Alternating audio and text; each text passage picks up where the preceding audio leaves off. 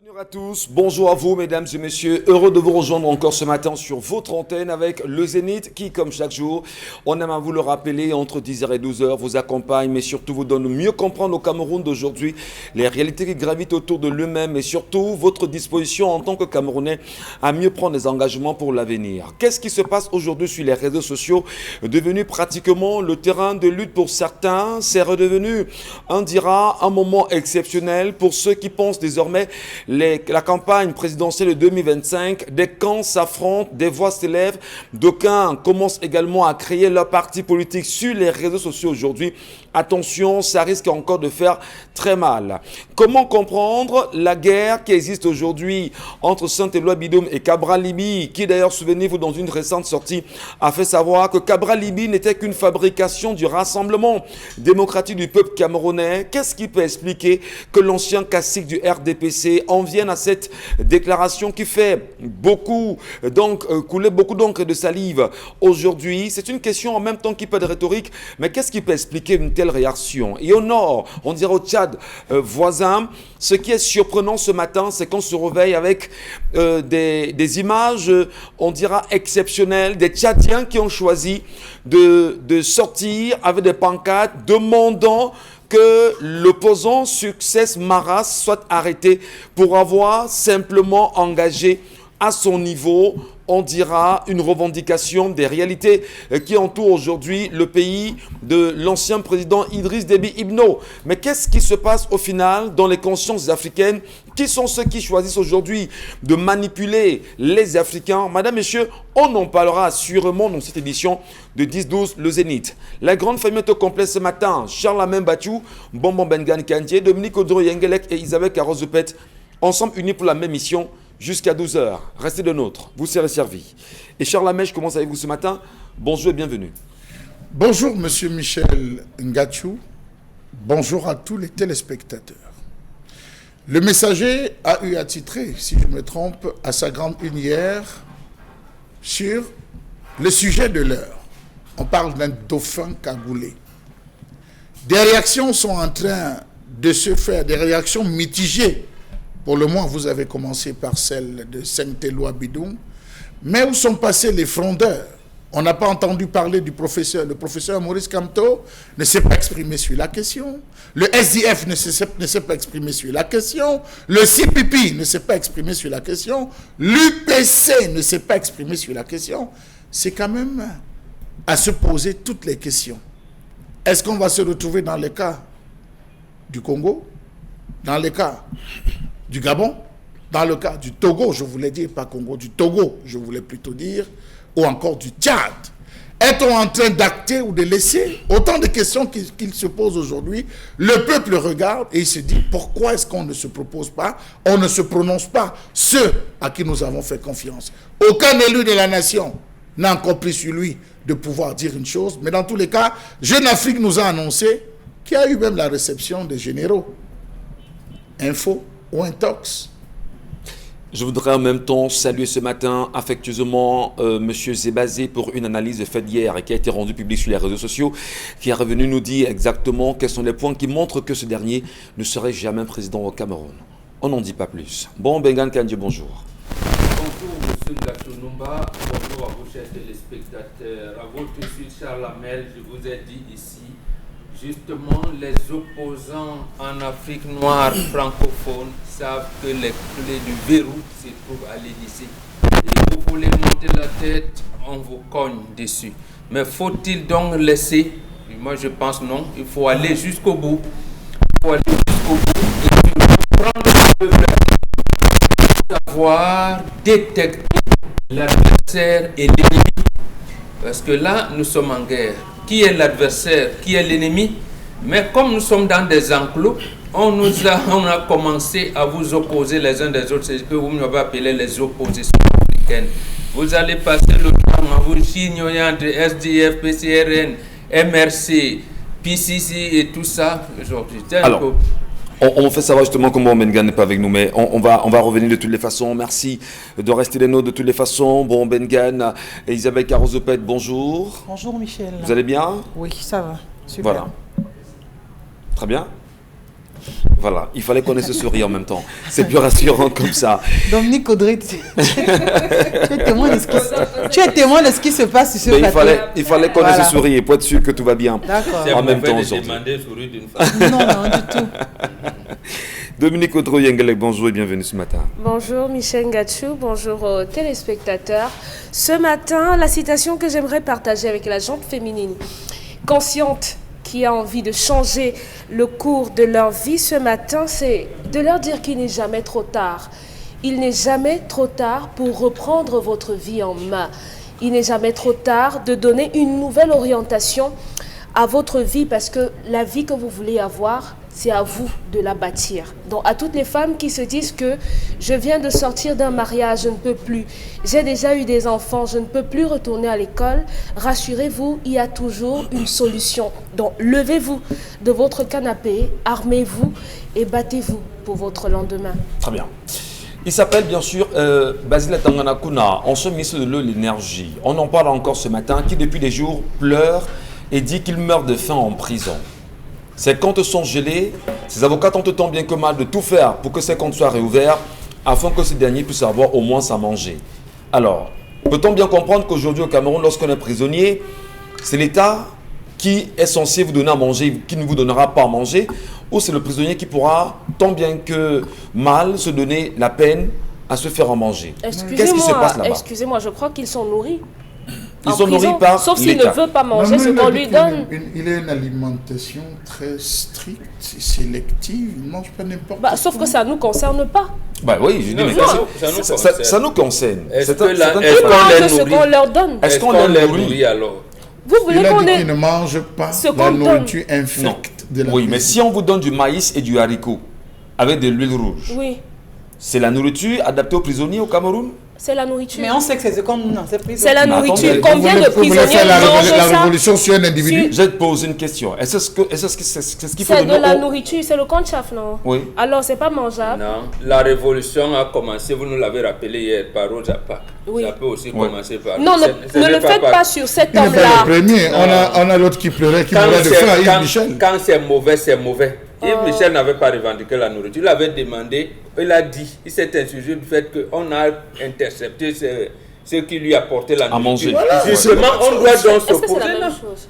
Non, justement, ce n'est pas bien que vous ayez en prison et que vous vous nourrissez vous-même. Portez dans les lamentations de tous les prisonniers. Mais pas de tous les Portez les prisonniers. Pas lamentations de deux de poids, ceux deux qui- mesures. qui C'est pas demandent. parce que Non. c'est monsieur Non, Atangakouna qu'il va falloir tous les jours nous dire ici qu'il a faim. on a rien à foutre. Écoutez, que s'il Thomas s'est Atangakouna- retrouvé là-bas, ce n'est pas la faute de qui que ce soit. Non, on est d'accord, Qui mange ce Dominique. qu'on lui donne. Non, Ou alors comme les autres. Non, vous ne le direz Oui, pas. qui mange On comme doit les donc autres. les Ceux soigner. qui et sont qu'on les là-bas, soigne. lorsqu'ils sont là-bas, ils doivent manger. Et ils doivent manger normalement et être normalement soignés parce que c'est des compatriotes camerounais. Ils sont dans les prisons camerounaises. Waouh. On est d'accord? Oui, effectivement. à fait. Que ce soit à Tanganakuna ou je ne sais trop qui, Moi, Ou moi, le on doit vendeur de soigner tomates. chaque J'aurais prisonnier aimé, dans les prisons j'aurais aujourd'hui. aimé également lorsqu'on a entassé les militants du MRC dans des prisons infectes, qu'on ait la même verve. On l'a Qu'on- fait ici. On l'a fait et on l'a continue à fait. le faire. Ok, Audrey. continuons donc pour tout le monde, pas simplement pour lui. Non, Parce on que moi, est j'estime parti que du c'est cas deux poids, particulier deux pour mesures. revenir au cas général de Monsieur Nicolas. Ngachou, dites-lui que c'est l'actualité qu'on traite. Quand il s'agit de militants du MRC, on l'a dit. Bien qu'on ait apprécié le fait que les militants du MRC se sont organisés pour se donner, on leur a dit que ce n'est pas bon. Voilà. C'est pas bon. De la même manière, quand Kamtoua a été mis en résidence surveillée, nous leur avons demandé de venir avec la nourriture pour donner à leur président, puisqu'on empêche même à sa femme d'aller se ravitailler au marché. Donc, on va progressivement en fonction de ce que l'actualité nous offre. Merci beaucoup. Il Allez, n'est pas là-bas pour rien. hein. Demandez Mais pas. nous ne sommes pas en train de les juger. Vous ouais. avez mis Elle un est compatriote téméraire. en prison, vous le nourrissez, vous le soignez. merci. Non, mais non, écoutez, Dominique, vous n'allez pas en remettre. Hein, que les prisonniers soient bien nourris. Parce que si vous voulez justement Dites-moi, comme une dites-moi, enquête pour dites- voir comment... dites-nous alors que les Oui, il n'est pas le prisonniers- seul. Ok, Si on vous... moi, d'accord. j'ai des frères en prison aujourd'hui. Dites les prisonniers. Moi, j'ai des frères en prison. Vous voulez Même- qu'on vous dise comment ils mangent ces Même gars-là? ceux qui ont assassiné ont droit à un procès équitable. Voilà.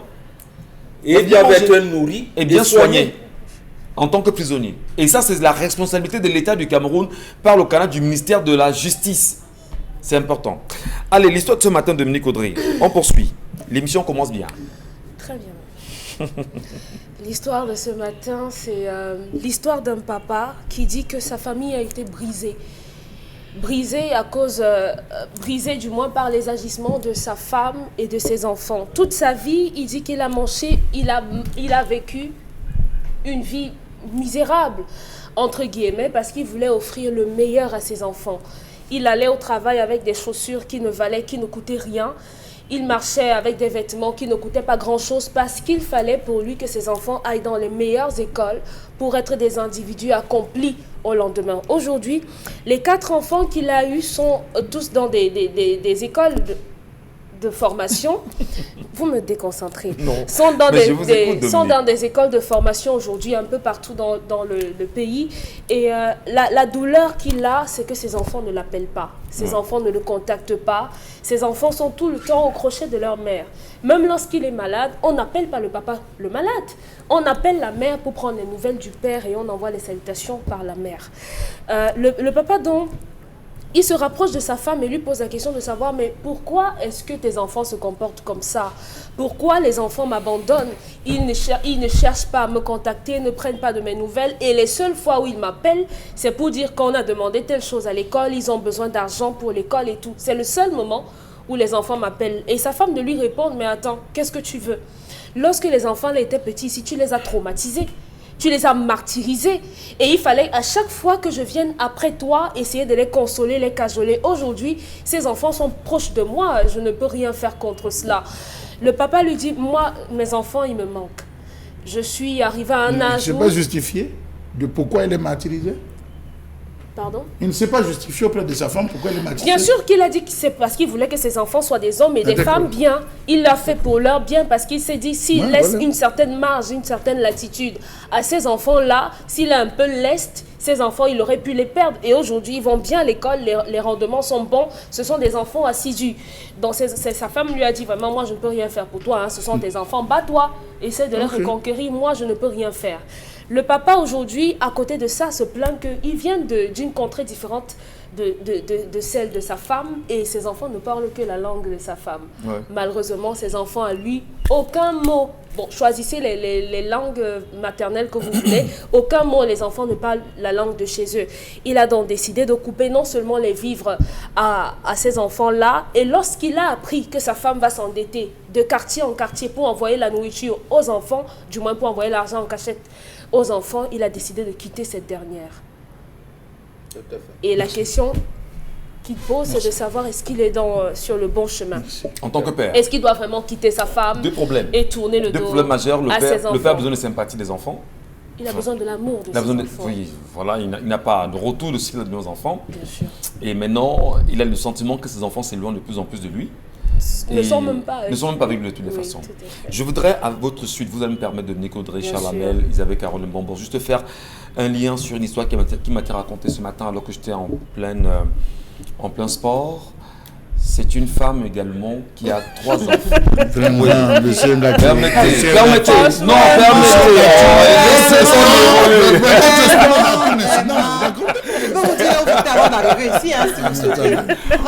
on fait du sport chaque matin, c'est important. Alors, simplement dit Cora, figurez-vous, chers collègues et collaborateurs, que nous ayons un homme qui a des triplés avec une femme. Oui. 3 garçons, depuis plus de 20 ans. Et un autre enfant par la suite. Et qui passe tout le temps à martyriser cette femme en lui faisant savoir qu'elle ne vaut rien, qu'elle n'est rien. Et les triplés aujourd'hui, en fait, parce que détestent leur papa à souhait. C'est pour devenir parce que vous dites aujourd'hui. Oui, tout à fait. Alors, lorsque papa lui prend la peine tout le temps de martyriser maman, parler indécemment à la femme. Devant les enfants. Devant les enfants. Battre sur la femme. Devant les enfants. Lorsqu'il rentre, même il est dans son salon, il est tout seul. Personne ne vient à ses côtés. Nous serons influencés. Et plus tard, ça se passera comment? Nous serons influencés. C'est juste le trait d'union. Nous serons influencés. Maintenant, revenons à l'histoire. Nous serons influencés. Charles Hamel, c'est un trait d'union. Revenons à l'histoire parce que c'est des situations justement de la société qu'il faut résoudre ensemble. Tout à fait. Hein, monsieur Mbachou? On ne doit pas revenir sur ça. Nous serons influencés. Il ne faut pas qu'on nous accuse. Non, c'est l'histoire de la chasse racontée par le chasseur. Bon, Bengan, laissez tomber, je vous en prie. C'est juste un trait d'union.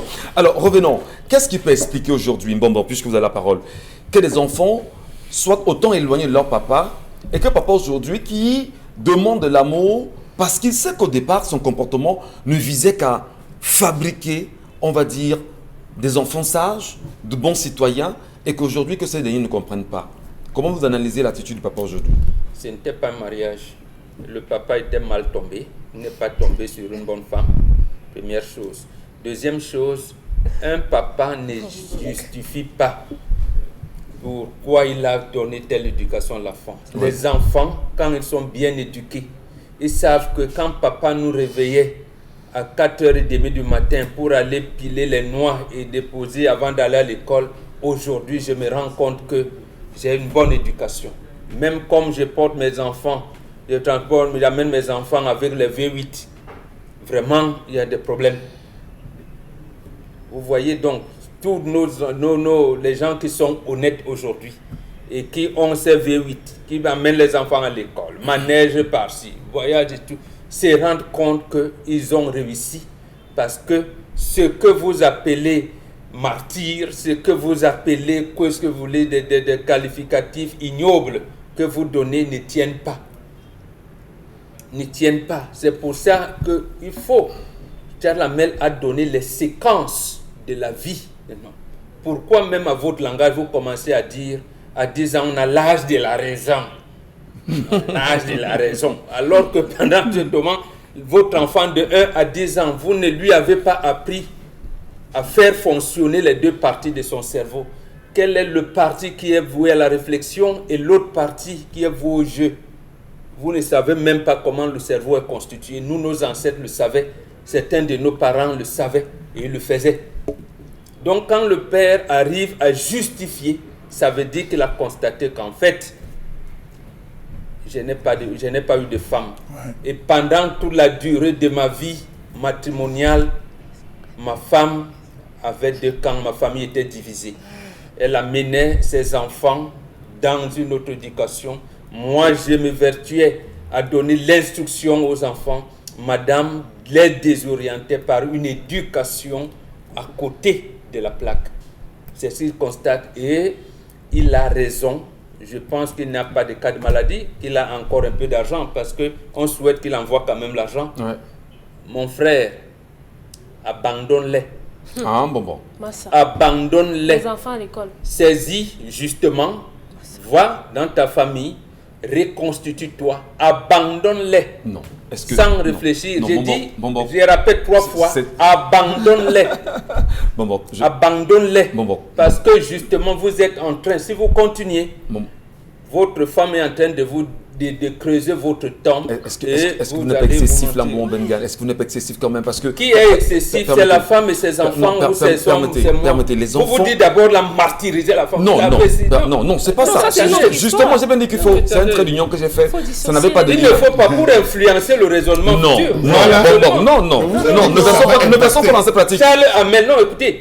Quand Charles Hamel vous dit on peut-être un enfant d'un certain âge comme un esclave. Ça veut dire quoi? Ça veut dire qu'on lui met les chaînes. Est-ce que vous n'êtes pas excessif lorsque vous demandez qu'on abandonne les enfants? C'est votre terme. Quand on dit on traite un enfant comme un esclave pour qu'il soit bien, pour qu'il soit un prince. C'est vous qui nous dites que lorsqu'on tape sur l'enfant, on ne sort pas de la maison, on le ramène dans la maison. De quoi taper ici? Non, mais c'est l'enfant a dit à ils sont en train de dire à leur papa, comme tu vois là, on va réussir notre vie, on va te foutre, tu ne nous serviras rien. C'est ça qu'ils sont en train de dire. Est-ce que le père ne peut rien rattraper? Et maman les accompagne non. Rien ne peut se faire en ce moment? J'ai dit actuellement non, jusqu'à ce que les enfants se brûlent. Lorsqu'on se brûle, on vient donc en disant, vous qui allez à l'église, vous faites quoi? C'est quand les choses vont manquer, vous allez dire, les femmes, je les vois là. Et Seigneur, donne-moi mon mari, je veux même. C'est parce que c'est mauvais. Et quand c'est mauvais, ici, ils se rendent compte qu'ils ont un papa. Ils viennent donc vers le papa en leur disant, papa, on pensait que. D'accord. Donc, et je ne leur demande même pas de juger leur maman parce que je ne veux pas qu'ils entrent dans ce que je constate seulement que cette femme, c'est une vipère. C'est une vipère et mon frère, abandonne-les. Comme tu as encore un peu d'argent, tu peux même leur laisser la maison, tu te reconstitues. D'accord, S'ils se rendent compte demain que tu es leur papa et qu'ils reviennent, tu pardonnes et tu recontinues avec eux. C'est vrai que Mohamed Gan, je donne la parole à Dominique Audrey sur l'histoire de ce matin. Je voudrais bien comprendre. Si veux même, tu peux vendre cette maison. Oh ben, attendons. Si tu veux, attention, Mohamed Gan. On est en train de chercher des solutions. On est en train de... Non, arrêtez. Non, il était au sport, il nous a raconté les propos du sport. Je me dois d'être... Arrêtez, non, sois sérieux. On est dans une histoire. Il n'y a pas de rapport.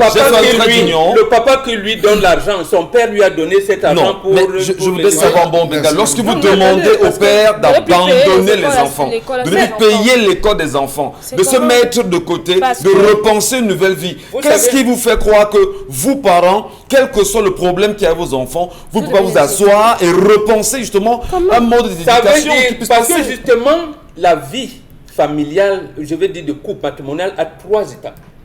Il y a la période d'acclimatation, il y a la période de suspicion, ce qu'on peut appeler la période de... Comment on peut appeler ça, de soupçon, et la période, j'allais dire, de finition. L'acclimatation, vous venez de vous marier, c'est qui, bon, on monte, on descend, la période de soupçon arrive. Est-ce que mon mari, il n'est pas avec quelqu'un là-bas? Ma femme, est-ce que vraiment, comme elle est même, elle s'est bien coiffée là, les soupçons, il y a une période de soupçon. Maintenant, il y a une période où les enfants seront grands, ils vont partir, chacun va se constituer, vous allez vous retrouver à 2. Mari et femme, vous êtes vieux. Vous gérez comment? Voilà comment on lit, on fait des projets pour le mariage. Très bien. Et maintenant, cette femme n'est pas dans cette logique-là. Depuis longtemps, même pendant la période de soupçon, je vais même leur soupçonner, madame. Donnons la parole de Je suis sûr que ces enfants ne sont pas les enfants de ce monsieur. Voilà. Bon, ça, c'est ce que vous Dominique Audrey, justement, votre point de vue là-dessus ce matin. C'est vrai que mon mot... C'est excessif quand même, hein? Non, il n'y a rien d'excessif. Non, mais le bon côté, c'est que lorsqu'on pose son problème à quelqu'un, on n'est pas obligé totalement d'épouser les avis des uns et des autres. Il faut faire preuve et de choisir ce qui est bon pour vous. Tout à fait. Tout à fait. Et à ça, on ne peut dire, comme tous les jours, on dit que oui, lorsqu'on est parent, on peut être dur. On doit être dur pour certains parce qu'on veut que ces enfants aient un certain rendu final, que les enfants soient certains individus au final. Mais maintenant, on ne peut pas être dur du premier au premier. À un moment, il faudrait montrer un peu de tendresse aux enfants. C'est tout ce qui a manqué à ces enfants-là. C'est tout. À aucun moment, certainement, au cours de leur vie, ils n'ont eu des moments de détente, de fou rire, de loisirs avec leur père. Conséquence, en grandissant, leur père était simplement un monstre. Voilà, un monstre. Voilà les bons mots. Une personne. Voilà, ça, c'est pas excessif. Permettez. Non, vous m'avez dit tout à l'heure que c'était excessif. C'est bon. Dans mon cas, c'est pas excessif. Mais Charles Hamel est dans son argumentaire, est dans ses arguments. On va la relancer, on évolue. Oui. Donc, le père a été quelqu'un dont on ne pouvait pas s'approcher. Une personne à qui on ne pouvait pas dire mot. Une personne, lorsqu'il rentrait du travail, tout le monde devait fuir pour aller dans sa chambre. Lorsque les enfants grandissent dans cet environnement-là, ils ont forcément tendance à vouloir être vers leur mère. Même lorsque le père n'est pas dur de caractère, on a toujours tendance à être plus vers sa mère que vers le père. C'est d'abord... non. On n'est pas obligé, même lorsqu'un papa est doux, nous on l'apprend dans l'école du mariage. Tout homme qui a passé par cette école sait qu'à un niveau, à un moment de l'âge des enfants, ils sont plus proches de leur maman. Que vous soyez doux ou que c'est comme ça. Ça, c'est une règle. D'accord. Dominique, poursuivez. Oui, tout à fait. Une règle qui s'applique où? Parce qu'à un moment, il faut sortir de cette école, de vos écoles-là, et aller sur le terrain. C'est l'école de la vie. Je suis dans la vie depuis plus de 60 ans. Je suis désolée, Père Bombok. Votre vie et la mienne, par exemple, et la mienne de Ngachou n'est pas pareille. Ce n'est pas pareil. Vous êtes plus peu de maman que de papa à un certain âge, que papa était dictateur ou doux. On est d'accord, Bombok. C'est comme ça que ça se fait. Ça, ce sont vos normes. Dominique va chuter Bombok. Oui, donc ce que je suis en train de dire, c'est que la maman ne devrait pas abandonner le père seul dans cette situation.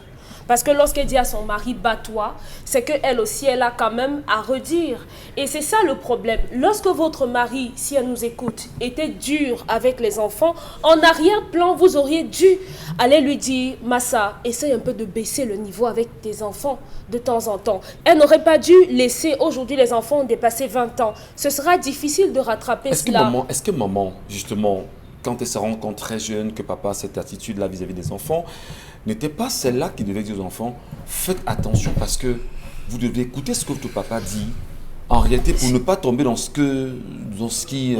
si on s'en tient à ce qui est dit, les enfants ont respecté, puisque le père dit, tout ce que moi je voulais, c'est que ce soit des adultes accomplis. Oui. Et aujourd'hui, ils le sont. Mais elle aurait dû être... Comme elle cajolait les enfants derrière, parce que dès que papa finit de gronder, insulter, taper, elle allait derrière, tu sais que c'est ton père, non? Tu sais qu'il est comme ça, supporte, grandit, fait les études et après, ça va s'arranger. Elle aurait aussi dû être avec son mari en lui disant, tes enfants entrent dans l'âge de la puberté. Et à ce moment-là, ils n'ont pas besoin d'avoir quelqu'un qui va toujours les prendre de cette façon. Essaye un peu d'être l'ami de tes enfants, de tes garçons ou de tes filles, pour qu'ils soient un peu proches et qu'ils se rapprochent de toi quand ils ont besoin de conseils. Donc, les mamans ont également ce rôle à jouer. Il n'est pas bon que lorsque le père ou la mère fait des reproches à l'enfant, que l'un des parents réagisse à l'instant. Il faut le faire en aparté, en privé. Donc, le papa, vous avez la possibilité, ce sont vos enfants malgré tout. Il n'y a pas de poubelle où on jette les humains. Très bien. Donc, vous rappelez vos enfants et vous leur parlez à cœur ouvert. Dites à vos enfants qu'ils vous manquent. C'est ça être humain. Et c'est une solution, ça peut marcher. Oui, ça peut marcher. C'est ça, c'est ça être humain. Être humain. Parce qu'avant d'être un homme, l'idéologie, le prisme, le tableau qu'on peint de l'homme, c'est qu'il n'a pas de cœur. Les hommes ont un cœur. Et laissez vos sentiments s'exprimer. Et ce n'est que comme ça qu'on pourra vous respecter. Très bien. On sait, bon, chez nous, chers labels, dans certaines familles au Cameroun, il y a ce qu'on appelle des réunions familiales. Où pendant la réunion familiale, tout se dit, il y a des rancunes, il y a des colères, tout sort parce qu'il faut repartir sur une nouvelle base. Est-ce que papa également ici, qui nous regarde ce matin, ou pour les papas qui nous regardent ce matin et qui se trouveraient dans cette situation, ce n'est pas l'occasion justement de créer ces réunions familiales pour reconstituer le tissu social, je vais dire, le tissu justement de la cellule sociale qu'est la famille aujourd'hui? Monsieur Michel Ngachou, je vais vous dire quelque chose, c'est un constat que j'ai fait. Aujourd'hui, ce genre de scène se vit beaucoup plus dans la communauté Bamileke. Où un père, un homme, lorsqu'il décide de faire des enfants, se marier, sa vie s'arrête. Il commence à penser pour ses enfants. Il achète le terrain, c'est pour ses enfants. Il construit la maison, c'est pour ses enfants. Il ouvre des comptes pour ses enfants. Il fait. Il se bat, il n'a plus de vie. Il donne tout à ses enfants. Il meurt pauvre, il meurt malheureux. Ça veut dire quoi? Ça veut dire, vous me suivez, que les hommes se sacrifient, dans cette communauté, on se sacrifie plus pour les enfants que pour soi. Combien de parents qui nous regardent aujourd'hui, d'hommes, peuvent dire à leur femme, chérie, je t'amène à Gribi. Ah, c'est pas vous, hein, je t'amène à Gribi. Combien? Je t'amène, on va passer un temps à Limbé. Combien de pères? Il n'y en a pas. Parce que le parent donne tout à l'enfant. Parce que le parent s'investit. Les papas rentrent à 22h, 23h, minuit. Parce qu'ils cherchent. Parce qu'ils se battent, parce qu'ils négocient. Ce n'est pas tous, il y a d'autres qui rentrent tôt. Mais le père, les parents, l'homme cravache pour le meilleur de sa famille. Et en aucun moment, l'enfant n'a les yeux pour voir. Il y a des parents qui sortent, l'enfant dort, il rentre, l'enfant est endormi, monsieur Michel Ngachou. C'est vrai. Et il cravache jusqu'au dimanche. C'est vrai. Parce qu'il veut donner le meilleur à ses enfants. Le père est comparable à un berger. La mère est comparable au chien. Le chien qui, lorsque le mouton veut sortir, rentre. On suit une seule personne, le berger. L'enfant, le doigt de la mère indique la position du père, tandis que le doigt du père indique le lieu à atteindre. C'est très important. Dis-moi l'objectif.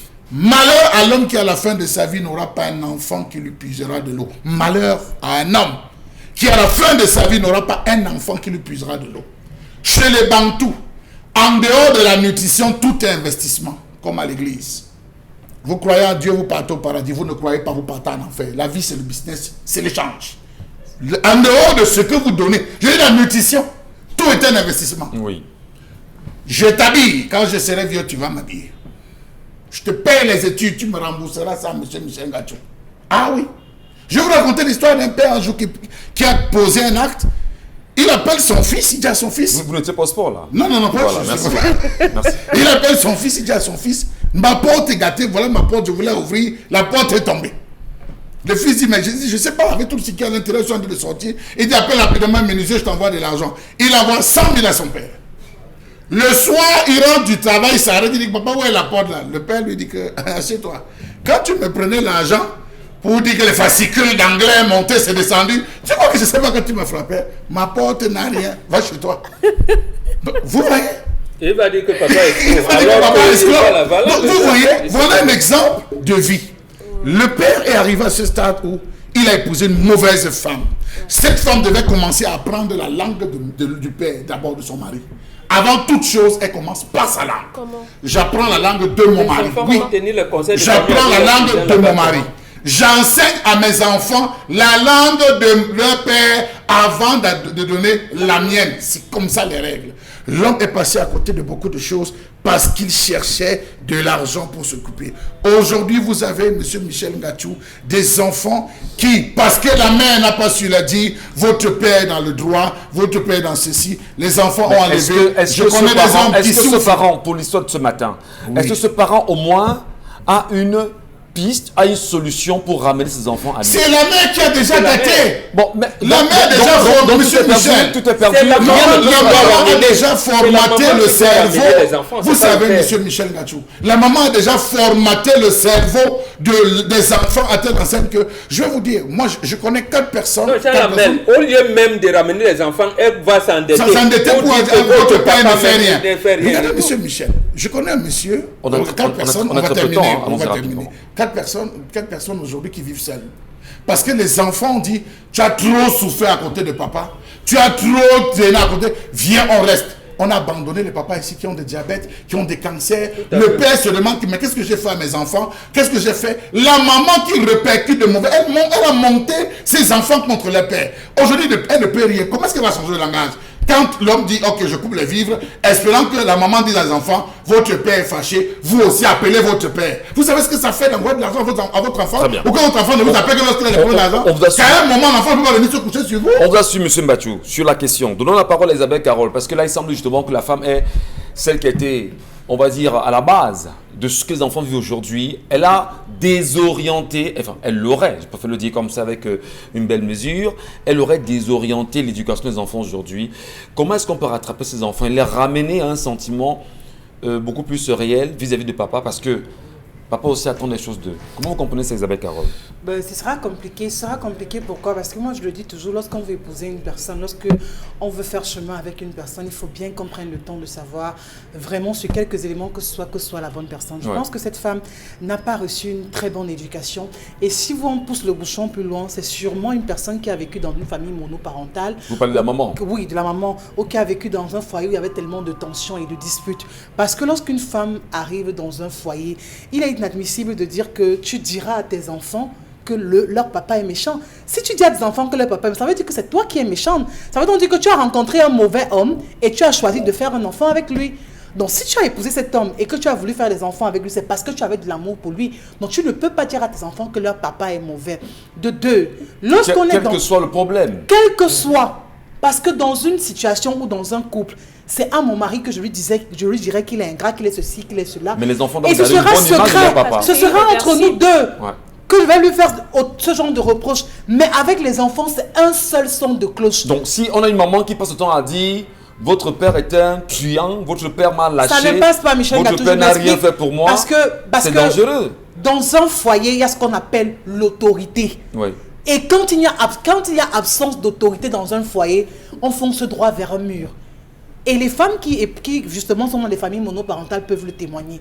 Quand on a un homme dans une maison, on sait à tout moment, il va taper du poing sur la table. À tout moment, il va essayer de redresser les choses. Parce que la mère a un cœur tellement sensible, elle est facilement maniable. Et ce n'est pas ce qu'il... Il faut donc bien sûr que l'homme soit là pour pouvoir dire que ça se passe comme ça. À la limite, il préfère même donner à l'enfant du voisin et refuser à son enfant à lui. C'est comme ça qu'un homme devrait être avec ses enfants. Mais cet homme-ci, Isabelle Carole, oui. il a été très dur à ses enfants au départ. L'objectif justement... Enlevez l'expression très dure, monsieur Michel. Mais écoutez, c'est quoi? Non, écoutez, Charles Hamel, on reprend l'histoire, on reprend les propos tenus par Dominique Corrèze sur le plateau. Ok?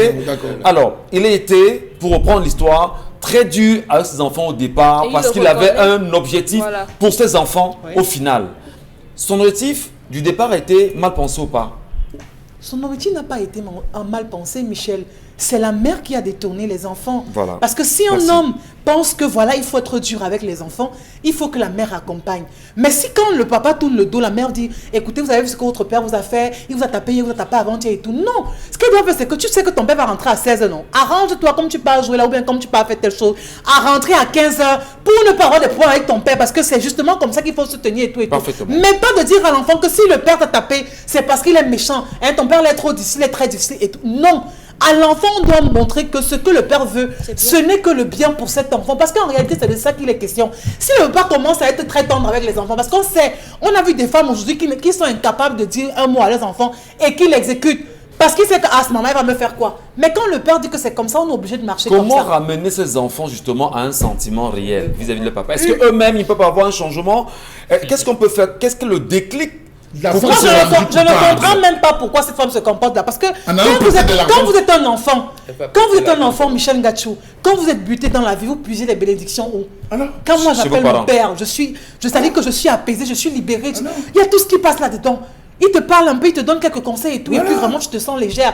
Et ces enfants qui sont peut-être des hommes, prendront cette bénédiction où? Épouseront leur femme comment? Encadreront leur foyer comment? S'ils sont en désaccord avec le père et sont en accord avec leur mère, qui les accompagnera demain doter leur femme? C'est leur père. C'est lui qui va les encadrer. Donc je crois que tout se joue au niveau de la femme. La femme dans un foyer est la pièce centrale. C'est ça qu'on vous dit sur ce plateau. Donc ce qu'elle doit faire, Michel Ngachou, vous dit ça sur le plateau. Merci beaucoup, je vous salue. Merci.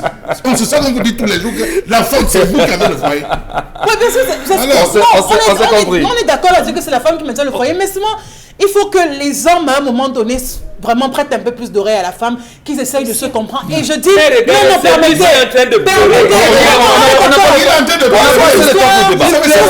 Non, attendez. On vous comprend. Pour cette histoire, si vous permettez, Michel. Et vous chutez, pour cette histoire, je dis la femme qui est en train de pécher, parce que le mariage, en ma langue, Michel Ngachou, le mariage, on appelle ça Nangjo. Ça veut dire qu'on prépare ça dedans. S'il y a un problème avec votre mari, parlez de ça à deux, mais pas avec les enfants. Mais là, la femme est en train de le prendre et de venir intoxiquer les enfants. C'est la femme qui pose problème dans ce ménage. Et demain, quand les enfants seront grands, auront réussi, elle va tout faire pour détourner ses enfants. Et ils vont passer à côté de l'église. Merci beaucoup, Charles Hamel. Et c'est eux qui... Non, attends, Michel. C'est eux qui seront dans les situations compliquées parce que demain, ils seront butés à les situations. Ils viendront écrire à Dominique, tout simplement parce qu'ils ont perdu les repères au départ. Il y a à faire. Je vous en prie. Merci. Humblement. La polygamie est importante. On finit. Je vous en prie. Merci beaucoup. C'est bon, merci.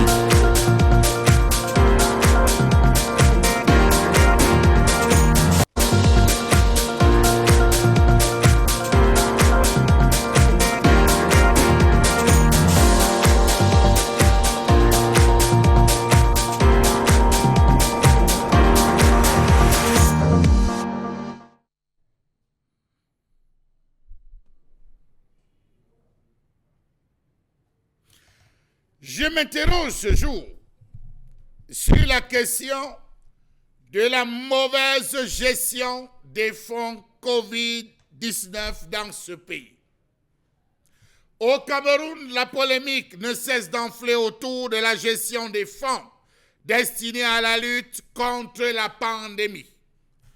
Depuis la survenue de cette pandémie, le Cameroun a bénéficié d'un prêt de 200 millions de dollars, soit environ 135 milliards de francs CFA, débloqués par le FMI à travers le FCR, procédure de facilité de crédit rapide, qui ont fait l'objet d'une loi de finances rectificative.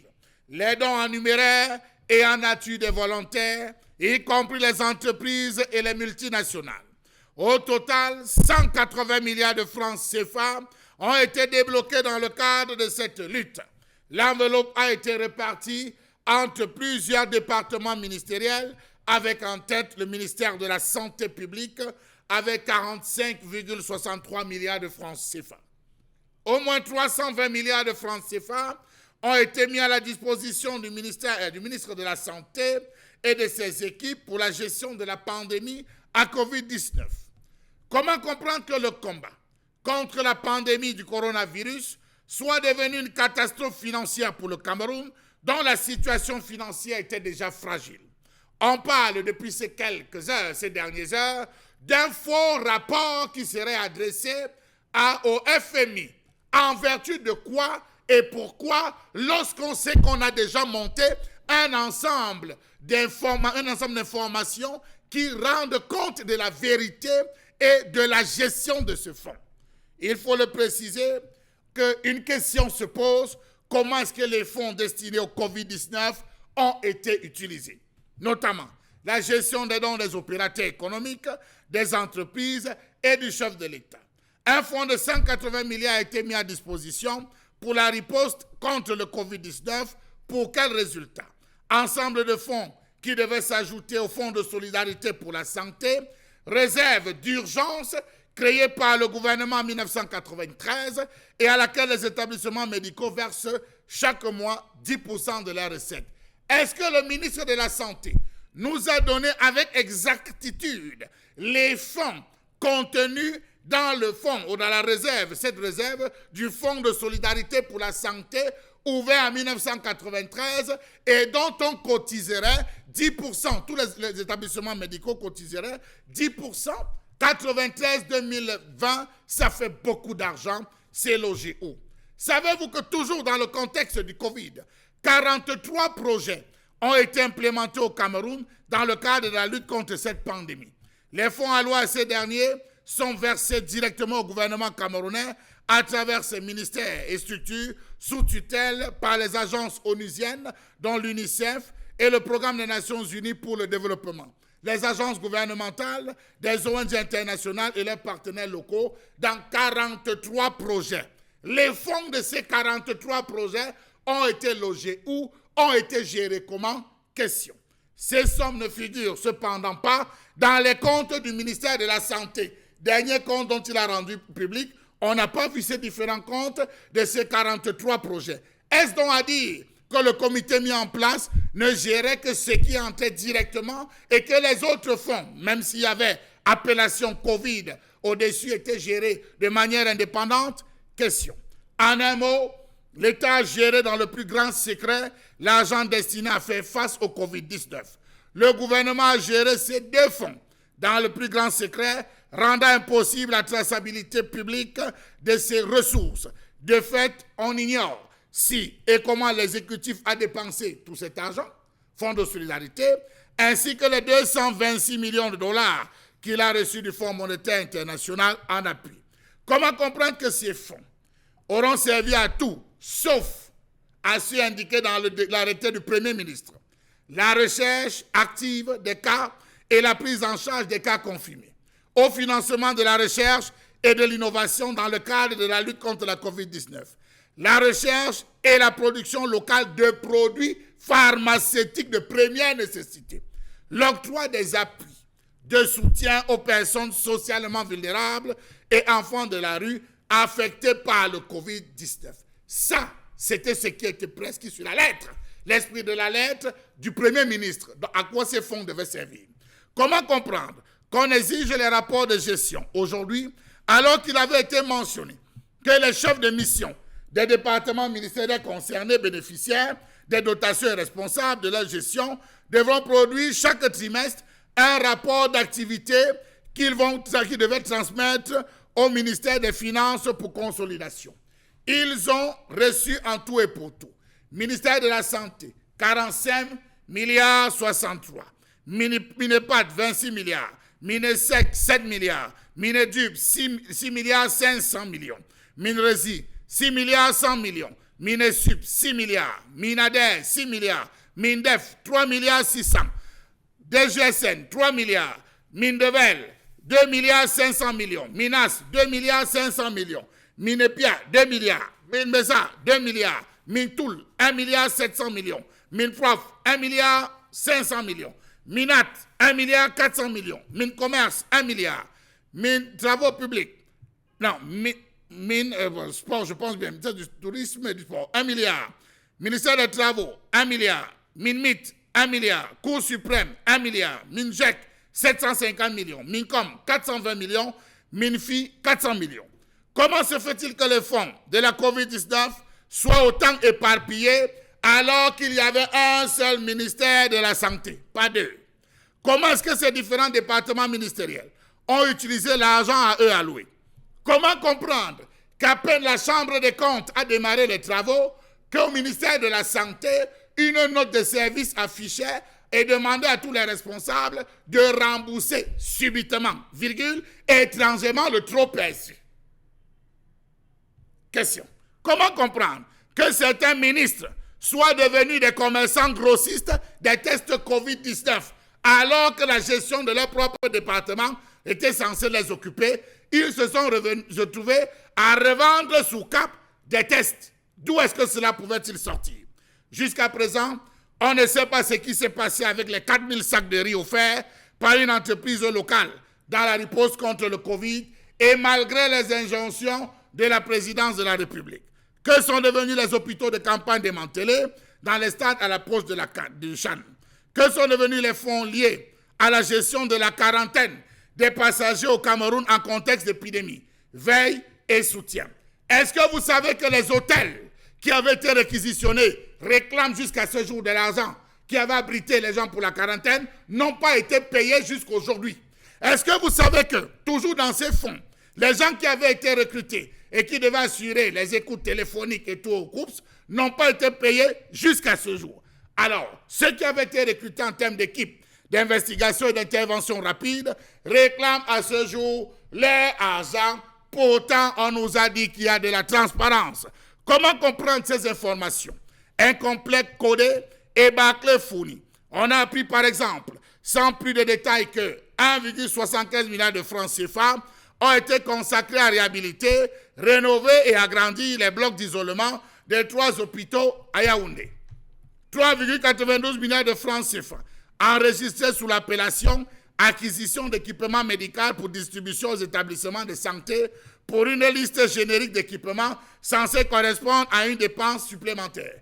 Est-ce que les agents de la Chambre des comptes sont arrivés à ce niveau? Parce qu'à ce qui paraît, ce n'était que des couches de peinture et des tentes qu'on avait mis en avant. Le Cameroun vibre au rythme de malversations financières, dépenses superflues, opacité dans la gestion des fonds Covid-19. Comment comprendre que le Cameroun peine à donner la preuve d'une gestion efficace et transparente de l'aide financière reçue dans le cadre de cette riposte? Manque de transparence dans l'attribution des marchés.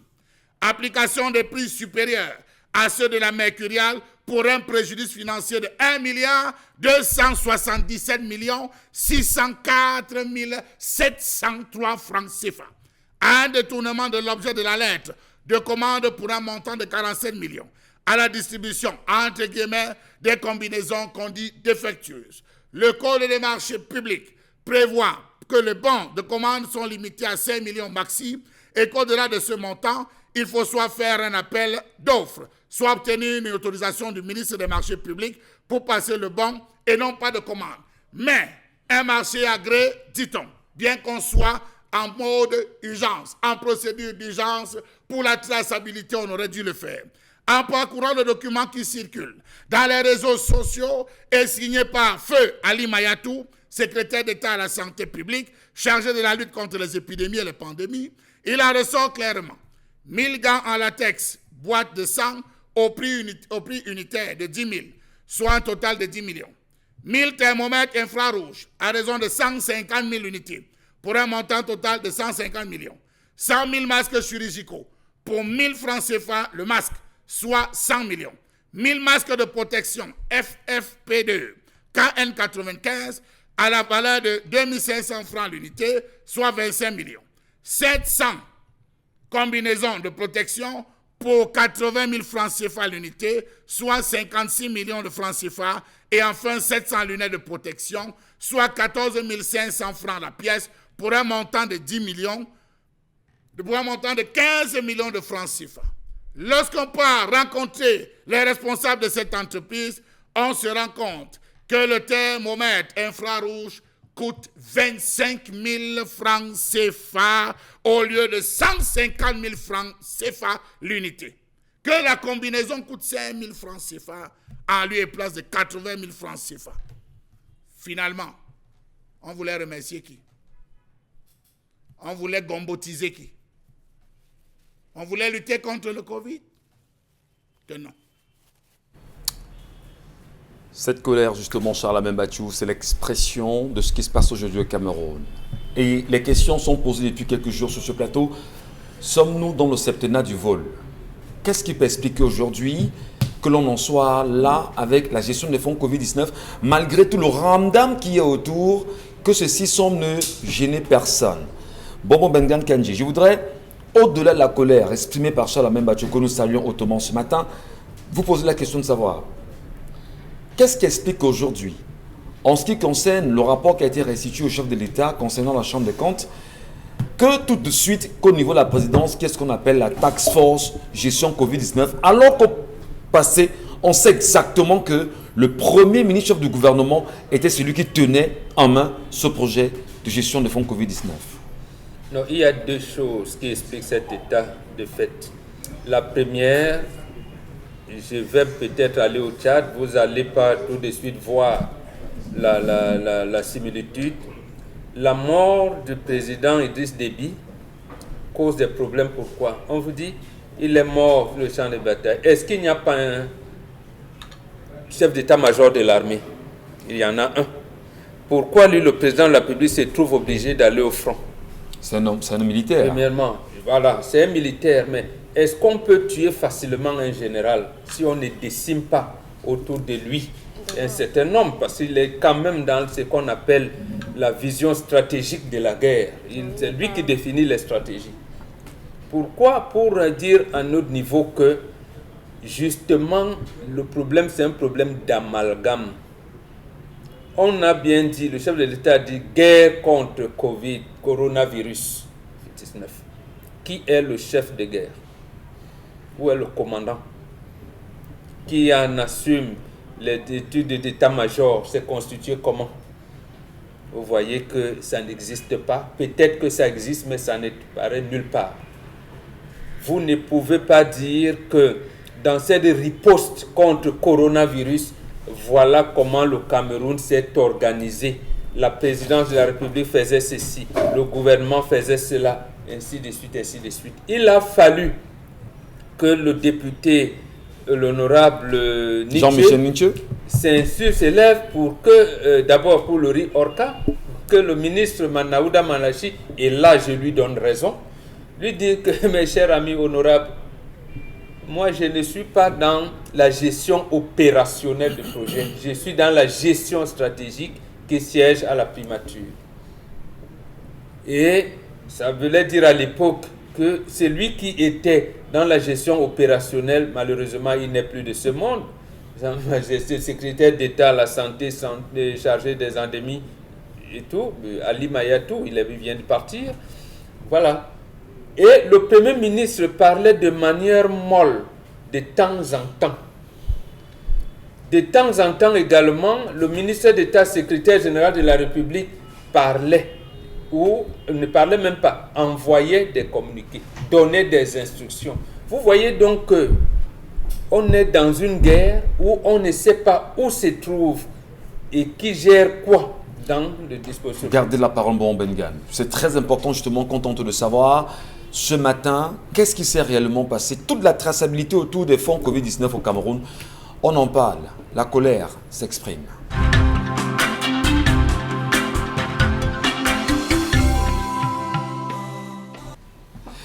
Bon retour à vous, mesdames et messieurs. Merci encore de nous rejoindre sur votre télévision. Merci de rester sur le Zénith. Et c'est un plaisir, bien évidemment, de vous savoir très nombreux au regard de cette émission qui, chaque jour, vous permet de mieux comprendre le Cameroun. Le Cameroun nous appartient et on aime à le dire. Et nous prenons toujours la peine de rappeler aux Camerounais du nord au sud, de l'est à l'ouest, de l'extrême nord surtout, en leur disant, si vous continuez à penser comme certains que la politique aux politiciens et l'école aux écoliers, on continuera toujours à nous entuber comme c'est le cas aujourd'hui. Pourquoi le dire? Il est important de vous rappeler que si vous ne faites pas la politique, ce qu'on nous fait au Cameroun, va nous faire et va nous broyer comme on continue toujours de vivre dans les mailles justement de cette politique mise en place par le régime quarantenaire. Souvenez-vous, le renouveau aujourd'hui. Qu'est-ce qui peut bien expliquer quand même qu'en ce qui concerne la gestion des fonds Covid-19 qu'on en soit encore aujourd'hui à des problèmes pernicieux, à des situations pernicieuses. Et qu'on se demande qui sont ceux qui sont en train d'élaborer un faux rapport à envoyer au Fonds monétaire international qui d'ailleurs a demandé il y a quelque temps de savoir qu'est-ce que le Cameroun en a fait de la gestion des fonds Covid-19.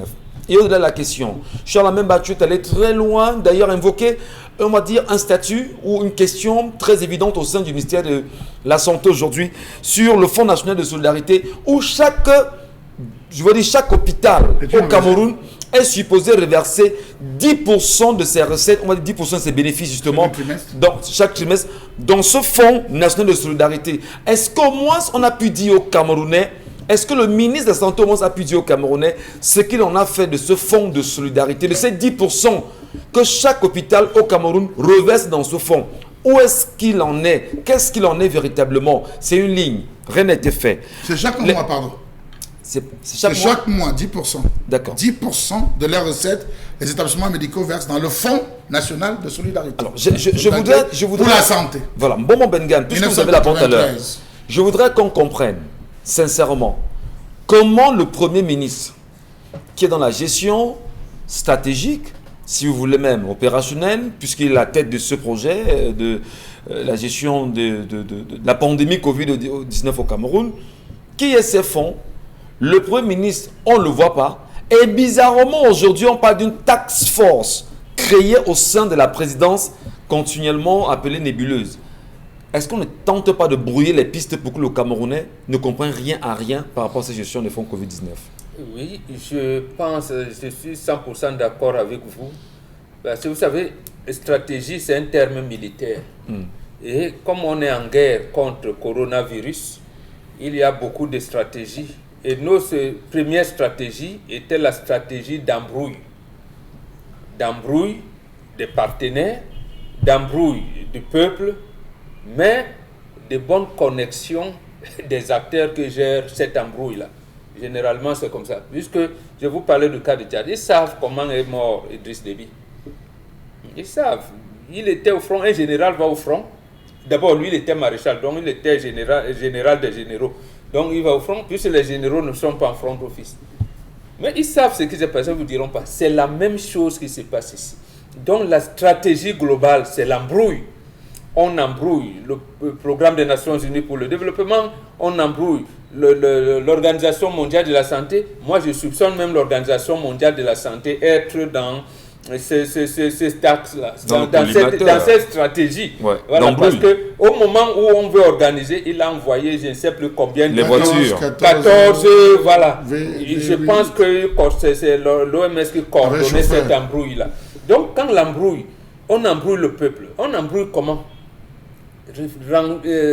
Rappelez-vous, lorsque les médecins avaient commencé à parler, on vous dirait chef service microbiologie par-ci, chef service d'études par-là, et telle université, et ainsi, l'université Yaoundé 1 a donné bon locus. Vous voyez comment les universités spécialistes, et d'ailleurs, et on en a même un au Nigeria, quand ils voulaient parler, un jour, pour embrouiller, c'est l'autorité administrative qui commence à vous dire que non, enterrez vite le corona parce qu'on enterre. On dit, mais attendez, les dépouilles au corona ne transmettent pas le corona. C'est les gens qui assistent aux obsèques qui peuvent se contaminer le virus entre eux. Donc c'est tout à fait peut-être normal, ça c'est de la vie des médecins. C'est normal de demander aux familles d'organiser les obsèques dans la stricte intimité familiale, mais qu'on laisse les gens enterrer leurs corps parce que les dépouilles, par exemple le tétano et autres maladies, sont plus dangereuses que la dépouille corona. Le cadavre ne tousse pas, le cadavre n'éternue pas. Comment ce cadavre va-t-il faire pour transmettre le virus? Et en plus, le virus est mort avec lui. Non, voilà donc la stratégie d'embrouille qui vient aujourd'hui. Et je vous dis que le FMI attend ça, puisque le FMI n'est pas dans la logique, j'allais dire, d'amener le Cameroun, comme il disait à l'époque, pour la bonne maîtrise des finances publiques. Non, c'est pas ça le dada du FMI. Très bien. C'est la mafia, c'est l'organisation de la mafia mondiale. Voilà. On est donc dans un peuple qui n'est pas comme au Sénégal. Au Sénégal, vous connaissez la devise du Sénégal? Un peuple, un but, une foi. Donc la foi. Un peuple, un but, une foi. Un peuple, un but, une foi. Nous, c'est paix, travail, patrie. C'est chacun qui dit ce qu'il pense que c'est que la paix. On vous dit non, on veut la paix. Non, toi, tu n'es pas patriote. Il y a les antipatriotes. Il y a la diaspora positive. D'accord. Voilà. Et la patrie, alors, c'est quoi? Vous ne savez pas. Donc, l'embrouille, c'est dans ces charges de choses. Au-delà de l'embrouille, Mbombo Bengan, il y a que aujourd'hui, Isabelle Carole, les Camerounais attendent l'embrouille encore. pour détourner. Hein. Oui, bien en sûr. Fait, voilà, parce que Au-delà de l'embrouille. ceux qui sont là au niveau. Au-delà de l'embrouille, justement, on a 180 milliards et plus que le FMI a donné pour qu'on puisse gérer la Covid-19 au Cameroun, la pandémie en réalité, et qu'on fasse un compte rendu à l'institution de Bretton Woods.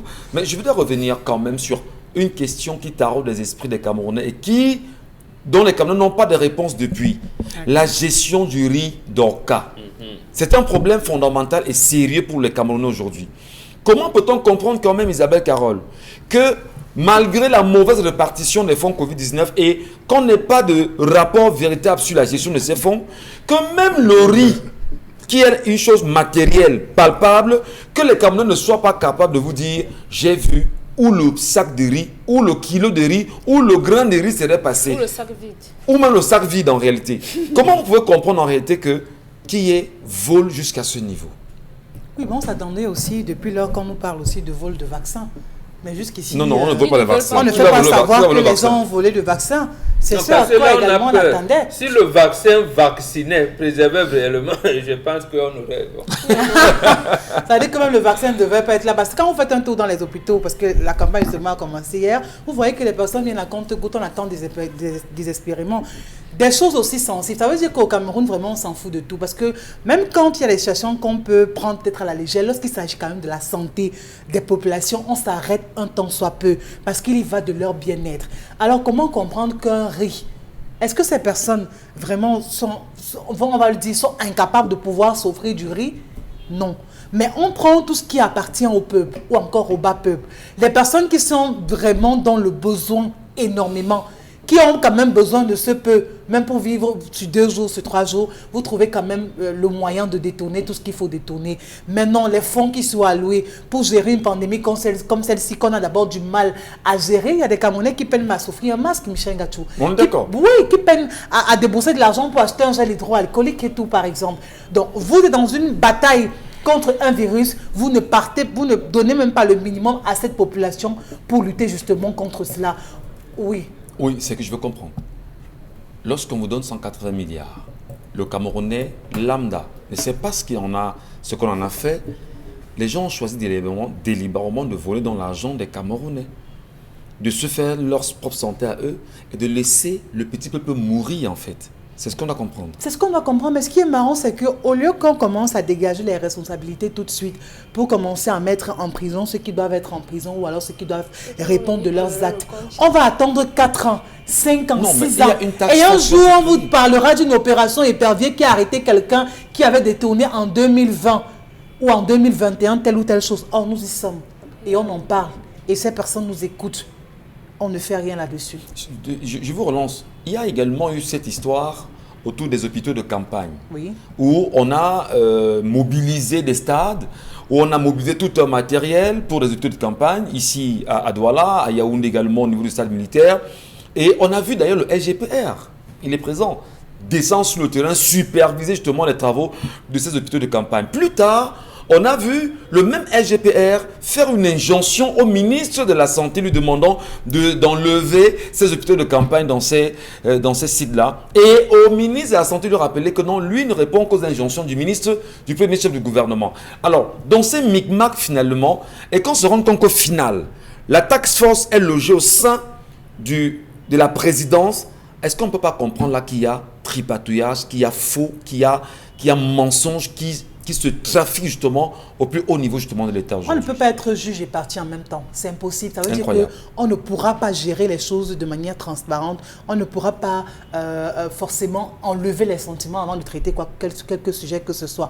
Donc ça veut dire simplement que c'est en leur faveur.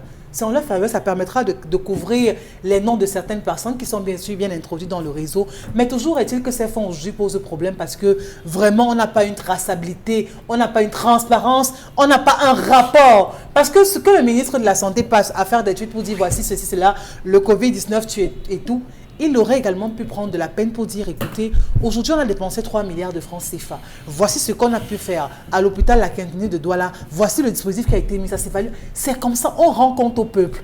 C'est le peuple qui vous met là où vous êtes. Et vous avez l'obligation de leur rendre compte, de leur dire là où le reste est passé. Jean-Michel Nietzsche a tenté à sa façon de percer l'abcès sur cette question. Oui. On sait justement les réponses qui lui ont été servies. Comment vous comprenez quand même qu'aujourd'hui, ce qu'on appelle entre guillemets aujourd'hui les élus de la nation soient muets Les élus devant... avec Z, je suppose. Si vous voulez mettre un zéro, avec les élus de la nation aujourd'hui soient muets devant la gestion des fonds Covid-19 et que ceci ne semble gêner personne.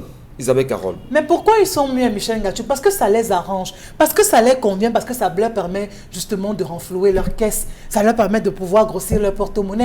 Qu'est-ce que vous voulez qu'ils en parlent pour une situation comme le Covid-19 qui ne fait même pas autant de morts? On parlait encore du paludisme qui a fait plus de 4000 morts en une seule année 2020. Le simple cas du paludisme, des chiffres qui font froid dans le dos, mais qui ne réveillent même pas ses dirigeants. Combien de fois le Covid-19 qui ne fait même pas autant de décès? On va donc comprendre que vraiment c'est tout simplement de la rigolade, c'est tout simplement de la distraction. On veut montrer aux yeux du monde que non, on est également touché par la pandémie. On essaie tant bien que mal de prendre les dispositions qu'il faut. Pourtant, ce n'est rien de tout ça. Fonds Covid-19 au Dominique Audrey. Il y a eu également cet argent, on va dire cette répartition qui a été faite.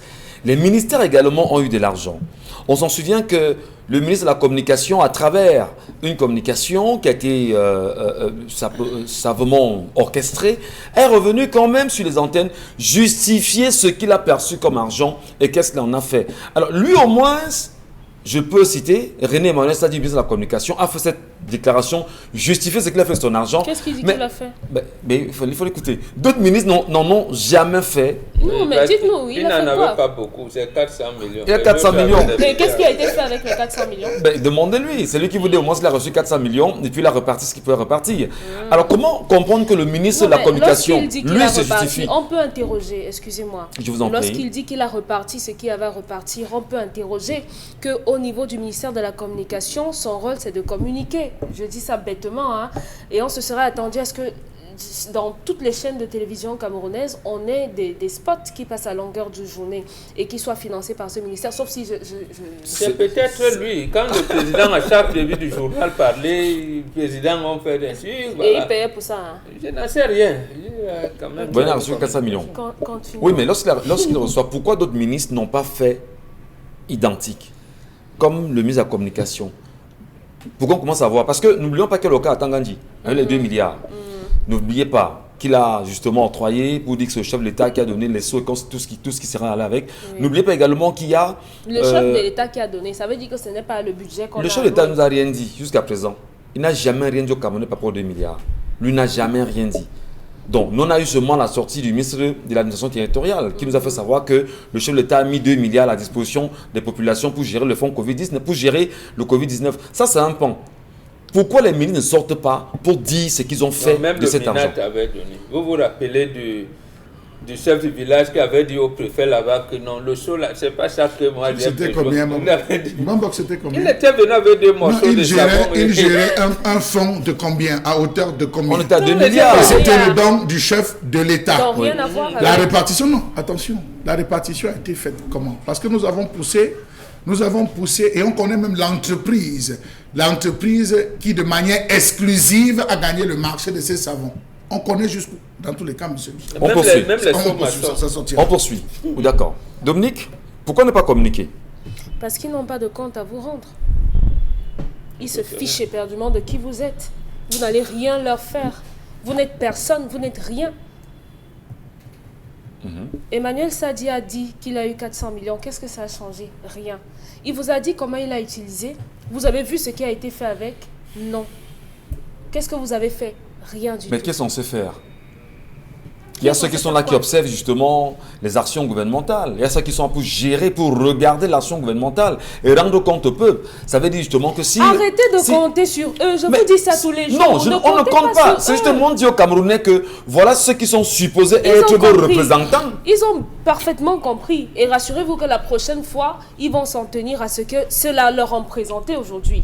Au niveau du ministère de la Santé, il y a eu du lait également qu'on a remis.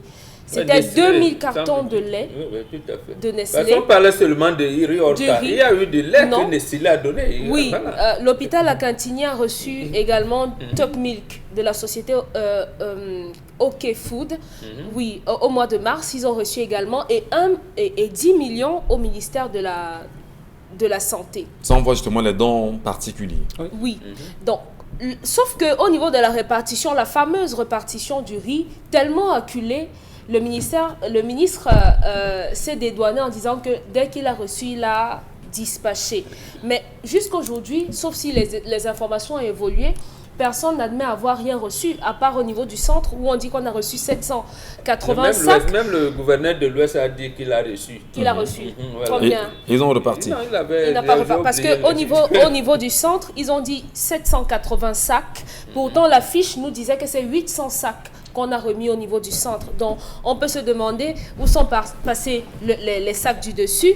Mais dans plusieurs régions, il n'y a pas... Peut-être on a pu arracher ça dans le long du trajet. Oui, dans donc le il y a eu énormément de manquements. Il y a plein de manquements. Il y a eu des bouillons qui ont été donnés, des cubes. Il y a eu du lait venant de la société Nestlé. Je ne sais pas si exactement ces gens ont reçu et le riz et le lait. Et il y a également la société Azur qui a donné du savon. Est-ce que les savons que monsieur Atangandi remettait à côté des seaux, s'il en a remis, faisaient partie également du don du chef de l'État ou c'était les dons des deux sociétés qui ont donné du savon? Parce qu'il y a eu beaucoup, 1000 litres de gel hydroalcoolique également qu'on a remis. Il y a eu des dons à non plus à finis. profusion, oui. Mais on n'a jamais fait de rapport au Camerounais, disons-le, de Nicodré. Mais on ne vous en fera pas, Michel Oui, bon, Gadjou. d'accord. Vous savez que vous et moi, nous seuls, on ne peut pas imposer à un ministre d'expliquer ce qui, au MINAS par exemple, qu'est-ce qui a été fait bêtement. au niveau Les de Camerounais ce sont ministère. conscients que les députés, entre guillemets, sont censés gérer l'action gouvernementale. Oui. Les députés ne rendent pas compte au peuple. Le peuple est muet face à ce qu'ils appellent, entre guillemets, les députés. Les députés sont chez eux, font ce qu'ils veulent. Voilà le fonds Covid-19, on ne dit rien à personne. N'eût été Jean-Michel Ninche qui se bat justement à faire entendre la voix au moins d'un député qu'il est. À son niveau, Alors, Dominique, monsieur. concrètement, est-ce que le peuple camerounais n'est pas le problème de ces problèmes? D'aucuns disent qu'ils ont les dirigeants qu'ils méritent. Que nos dirigeants sont à l'image de ce qu'on est. Parce que à côté, dans d'autres pays, on voit comment les populations demandent des comptes et que les comptes leur sont rendus. On a vu la situation avec Bouteflika, comment le peuple algérien a dit non, a dit stop. Ce n'est pas une guerre, mais au moins à ce niveau, on ne veut plus de cela. On se serait attendu à ce que nos leaders d'opposition prennent les choses à bras le corps. Parce que en dehors de la bavardologie qu'ils font là sur les réseaux sociaux, visiblement, ils ne servent à rien. C'est un néologisme, hein, bavardologie. Oui, ils ne font absolument rien. Parce qu'à part leur petite guéguerre là, on ne les voit pas mener de combats, de petits Réel, combats. concret. On ne les a pas vus cravacher au niveau des CNI. On ne les voit pas cravacher lorsqu'on manque d'eau au niveau de la région du Nord, l'extrême Nord ou la Damawa. On ne les voit pas. On ne les voit pas à l'Est lorsqu'on pleure ici tous les jours qu'il n'y a pas de salle de classe. Dans d'autres pays, on voit comment l'opposition se décarcasse, se démène. Mais ici, chez nous, on se demande bien à quoi ils servent. Ils vous diront non, au Parlement, on n'est pas nombreux, mais lorsqu'on sort du Parlement, après le Parlement, il y a la vie, après le Parlement, vous existez. Qu'est-ce que vous faites donc? Si vous n'arriverez pas au Parlement, vous ne parlerez pas. Droit de réserve. Vous ne parlerez pas. Vous ne ferez rien. On se sera attendu à ce que tous les jours, qu'ils fassent pression, qu'ils parlent tous les jours. Monsieur Nietzsche a donné le ton. On se serait attendu que leur petite guéguerre de leurs égos surdimensionnés qu'il taise un peu ça et qu'il se rallie à cette cause pour que d'une voix, ils demandent des comptes. Mais ils ne font absolument rien. Conséquence, cette même opposition n'est pas différente. Chalamel. Alors là, on est mal barré. Parce qu'on ne fera aucun bilan aux Camerounais. Parce que les Camerounais eux-mêmes ne revendiquent pas qu'on leur fasse de bilan. Donc ça ne semble gêner personne au Cameroun aujourd'hui. Mais on revendique au travers des députés. Oui, mais qui se fout de nous? Monsieur Michel, Non, je voudrais rebondir sur la main. Il y a quand même des projets de fonds Covid dont on n'a pas fait de compte rendu. On parle de 43 projets aujourd'hui. De fonds Covid. De fonds Fonds Covid Covid. dont on n'a pas fait le rapport Oui. aux Camerounais. Oui. Puisqu'on en parle ce matin, est-ce qu'il est important de revenir sur ces éléments pour que les Camerounais comprennent au fond ce sur quoi on parle? Monsieur Michel Ngachou, chaque jour, vous entendez le PNUD a fait ci, le PNUD a fait... Il y a un comité de gestion, c'était remis au gouvernement, le gouvernement qui devait acheminer au comité de gestion qui était piloté par qui? Par le Premier ministre, Ouais. et qui avait comme acteur premier Feu Ali Mayatou et Manaouda Manachi, monsieur Michel Ngachou. Pourquoi vous voulez aller chercher les pouces sur la tête d'un chauve alors que les faits sont là? L'objectif de ces fonds visait 4 points. La recherche active des cas et la prise en charge des cas confirmés. Au financement de la recherche et de l'innovation dans le cadre de lutte contre la COVID-19. La recherche et la production de produits pharmaceutiques de première nécessité. Et enfin, l'octroi des appuis de soutien aux personnes socialement vulnérables et enfants de la rue. Monsieur Michel Ngachou, lorsque nous avons ça, le Minresi a reçu combien? Le Minresi a reçu beaucoup d'argent, monsieur Michel Ngachou. Le Minresi a reçu 6,5 milliards de francs CFA. Alors, Ont-ils produit un seul médicament Si. de première nécessité? Non, Madame Madeleine chassé. Tuente a dit qu'elle a réparé la machine qui fabrique le chloroquine. La machine était en panne depuis des années et elle s'est mise Vous à pensez que fabriquer chasser les à gens, raison c'est soit de nécessaire? 5000 comprimés par jour. non, mais Pour soyons une semaine sérieux, plus bon. tard, nous sérieux. dire, Mais c'est une incroyable semaine plus quand tard même. pour nous dire qu'il y a rupture des intrants. Une semaine juste après, Tout à fait. après avoir réparé. La machine. Alors, le Minresi a géré 6 milliards 100 millions. Il fallait aider, c'est-à-dire ceux qui se battaient, c'est-à-dire les autres forces endogènes, notamment les naturopathes. Ont-ils été associés à ce combat? Ont-ils reçu combien? Les fonds n'ont jamais été donnés et mis à La disposition. Minresi a encore dit qu'il faut les Philippangras. Comment elle a dit? Fipangras. Des Fipangras. Elle a encore donné. Monsieur l'Orient. Michel, dans la préparation, je me suis rapproché d'un médecin travaillant dans un hôpital de la région du Nord-Ouest avec qui j'ai discuté, qui m'a fait comprendre que sur les 10 structures qui dépendent de lui, ils ont reçu un total de 10 millions de francs CFA. Ils ont reçu, je dis bien pour toute la zone, ils ont reçu 10 millions de francs CFA. Ça, c'était avant début août. Ils ont reçu 12 masques, 20 boîtes de gants et 4 blouses longues pour 50 employés. Mais arrêtez votre cinéma. 4 blouses. Je vous le donne, monsieur Michel Ngachou. Enfin, On ne peut pas dévoiler ces sources, On mais est- je vous dis, on parle- je vous on ai parle dit de que dans 180 cette zone, milliards, hein. 12 masques, 20 boîtes de gants, 4 blouses longues pour 50 employés. Monsieur Michel Ngachou, le ministre du Tourisme a lui aussi été, il a reçu son argent, 7 milliards de francs CFA, qui ont donné à son département ministériel. 7 milliards. Oui, 7 milliards. Au-dessus même du ministère de la Recherche Dit-on, scientifique. monsieur Michel Ngachou, pour appuyer la filière touristique, tant aucune avancée majeure a-t-elle été notée? Vous avez vu 7 milliards pour appuyer la filière touristique dans la lutte contre le Covid dans une agence. Vous avez On vu n'a pas quoi? entendu Belbo. Dans un hôtel, vous avez entendu quoi? Bien. Alors Monsieur que les Français Michel Ngachou, le ministère de l'Enseignement supérieur a reçu presque 6 milliards de francs CFA. On a appris qu'il a débloqué 2,5 milliards de francs CFA et remis à Camtel pour assurer la visibilité des universités du Cameroun sur la toile dans un contexte lié à Covid-19. en français, Vous c'est... comprenez ça? Non, en français, il était question que Camtel fasse ce qu'on vous appelez les vidéoconférences, les cours en ligne et tout ça. C'est Voilà. quel monsieur- ordinateur? Non. Monsieur Non, Michel non, Ngachou, non, permettez- je vous donne je- quelques points. non, vous finirez par énerver les Camerounais. Parce Je que vous donne quelques là, points. là, fondamentalement, Vous avez demandé les projets. On vous Vous- donne vous- les projets. C'est dans un contexte de je visibilité. voudrais Dans un non, contexte lié à la vous COVID-19. suitez. Oui. Alors, là maintenant, le ministre de la Justice sait exactement ce qui s'est passé avec le rapport de la Chambre des comptes. Non, lui-même, il a sa Mais je n'ai part. pas fini. Ah, lui-même, là, ça part. Lui-même, il a sa part. Donc, l'affaire Le est mal ministère barrée. des enseignements secondaires a reçu aussi une grosse enveloppe. Beaucoup, ouais. Mais à ce niveau, on dit que des masques ont été partagés aux jeunes. Lesquels? Les masques.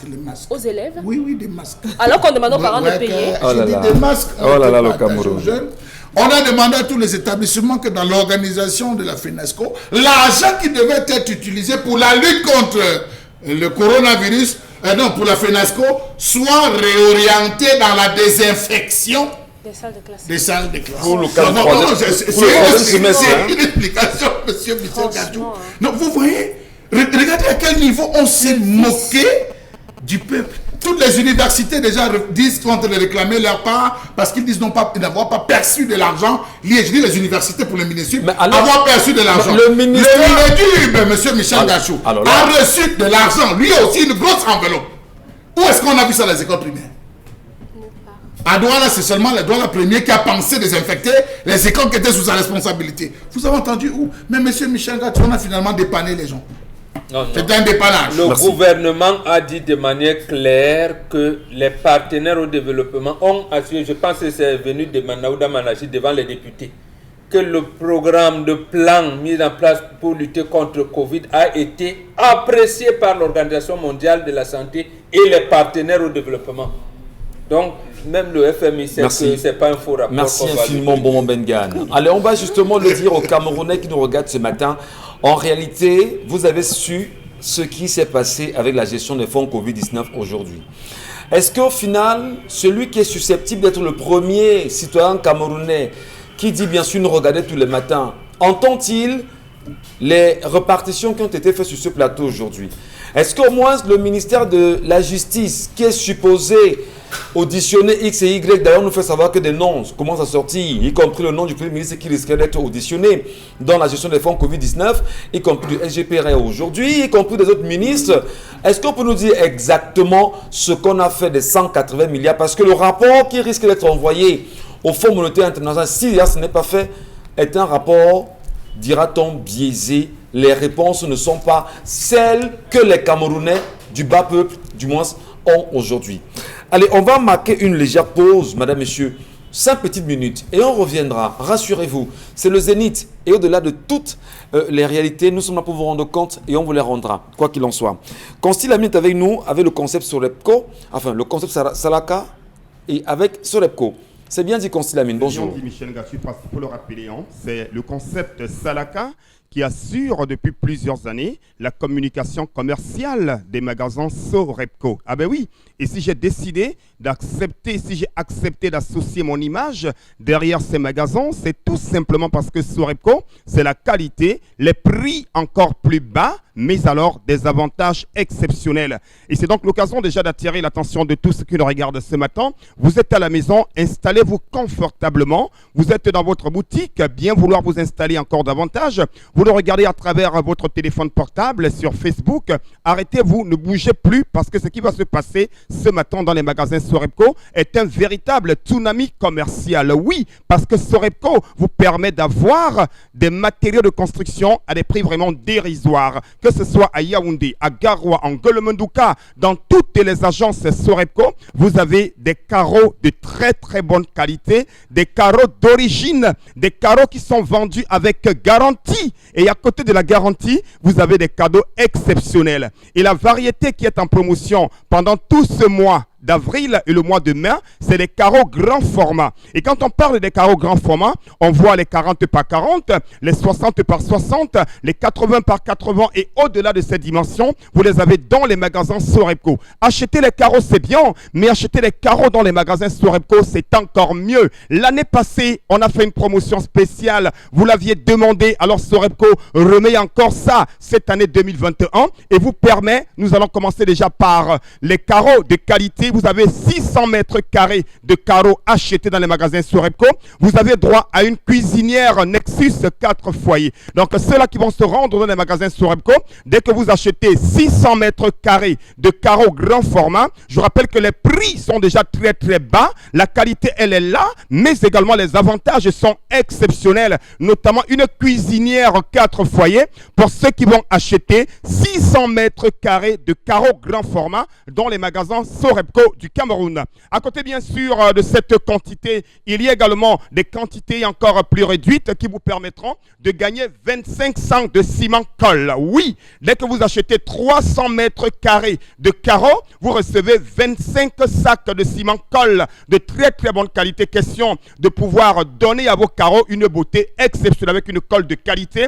Vous avez droit à 25 sacs de ciment colle pour ceux qui vont acheter 300 mètres carrés de carreaux. On a pensé à tout le monde, ceux qui ont besoin, bien entendu, notamment de 150 mètres carrés de carreaux. Sorepco, chers téléspectateurs, vous avez droit à une centrifugeuse de très très bonne qualité pour faire les jus de fruits. Pour ceux qui vont commander 150 mètres carrés de carreaux dans les magasins Sorepco, que ce soit à Yaoundé, que ce soit à Garoua, en Golomandouka, vous avez des avantages exceptionnels dans tous les magasins Sorepco. Les carreaux grand format, les carreaux de qualité, les carreaux d'origine dans les magasins Sorepco.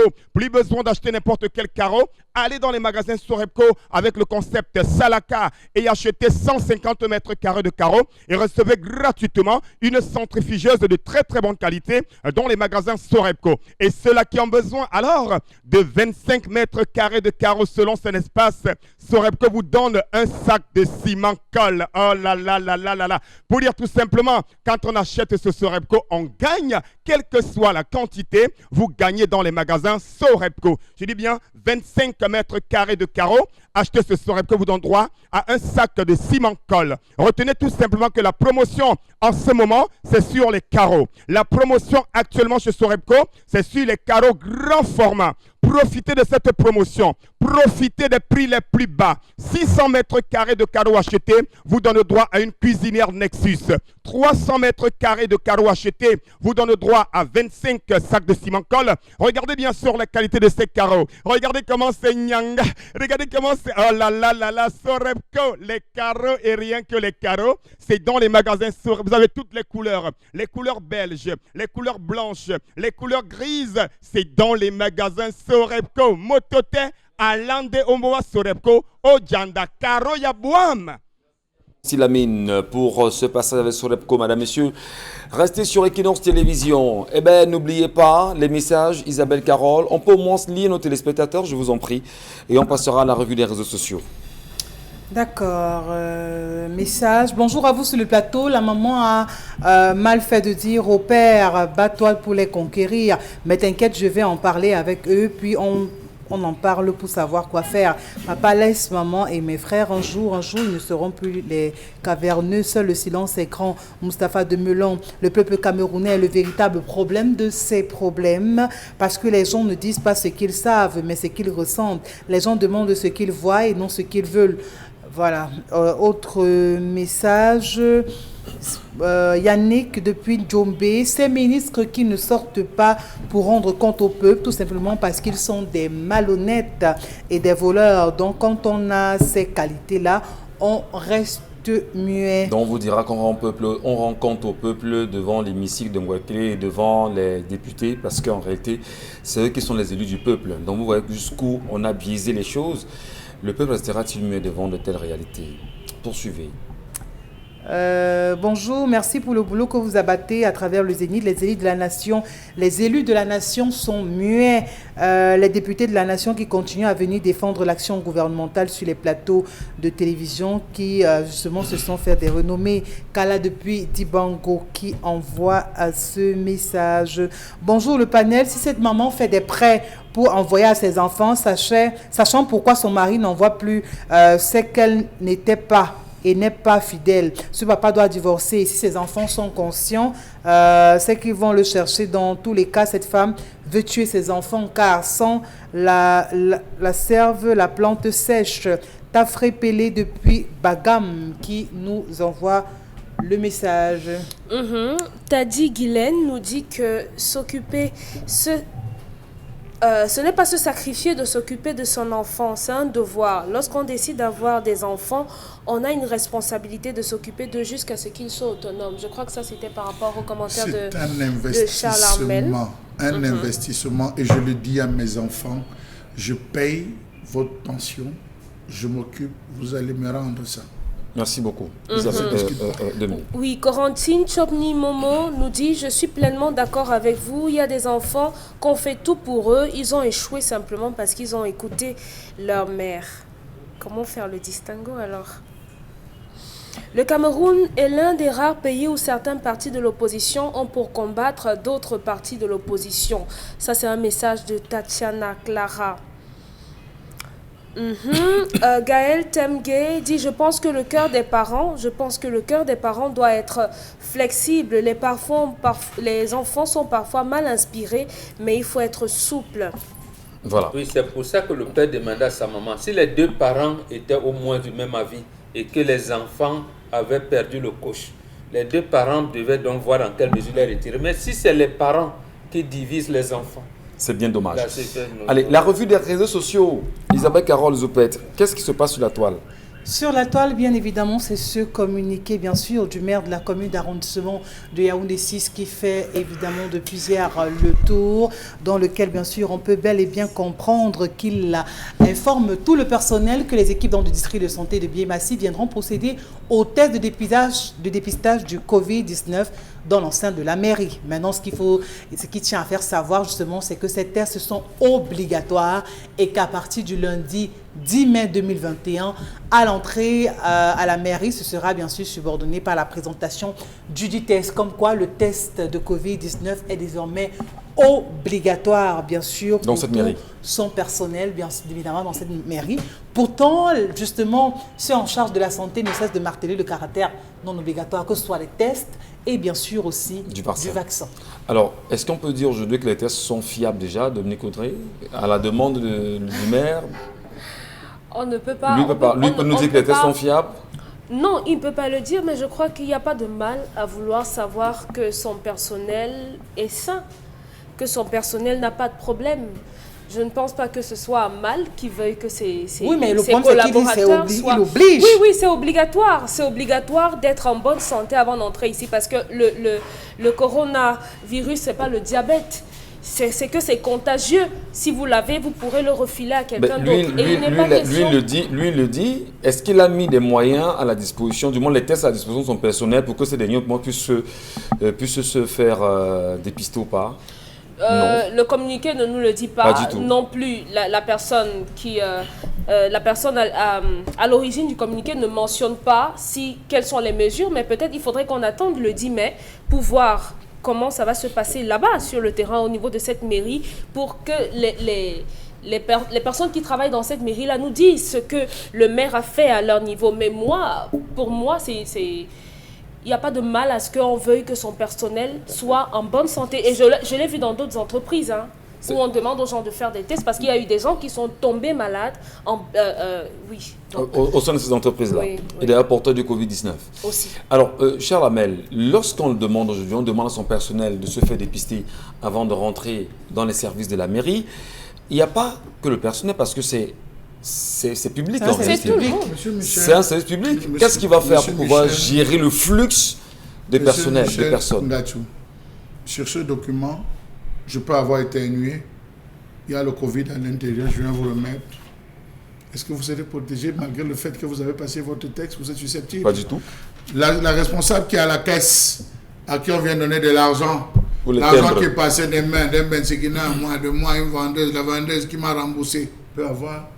Est-ce que les conditions de travail dans la mairie nous mettent à l'abri du Covid-19? Vous allez vous rendre compte qu'en Europe, la majeure partie des bureaux où les gens travaillent dans un groupe, on a installé des plexiglas un peu partout, on a fermé, on a remodifié, remodelé. Est-ce que le maire de Yaoundé 6 s'est gêné à le faire dans sa mairie? Première question. S'il répond à ces questions, M. Michel Ngachou, là, je suis d'accord. Autre chose, ce n'est pas dire qu'on ne devrait pas le faire, non, on devra le faire. Mais les usagers, les usagers qui vont entrer, c'est afflux. Ils auront certainement des masques. Ce sera certainement obligatoire d'en faire avec des masques. On ne peut pas cracher. Non, permettez-moi, Dominique, je peux vous dire que dans 80 entreprises où j'ai eu l'occasion d'entrer, le masque c'est juste pour le vigile. On vous met le truc. Dès qu'on aime, on dit monsieur vous êtes à 36, c'est entré. Dès que le gars entre, il enlève. Oui. Même le personnel dans certaines entreprises. Mais vous savez ce que c'est? Celui qui veut prendre la température n'a pas de masque. Vous savez les désagréments que cette affaire de masque est la cause. Mais il y a des gens qui ne supportent pas des asthmatiques et tout. Et on vous dit que le retour de ça est même plus dangereux que le fait d'éviter le Covid. Alors, bon, justement... Donc, je crois qu'il devait passer à d'autres méthodes. Sur la proposition justement du maire aujourd'hui, quelle est la possibilité à rendre... quelle est, la possibilité à voir ce projet se réaliser pour lui? D'abord, non, le rendre obligatoire. Moi, je soutiens le maire. Le rendre obligatoire, oui. Dans les tests obligatoires. Le personnel, oui.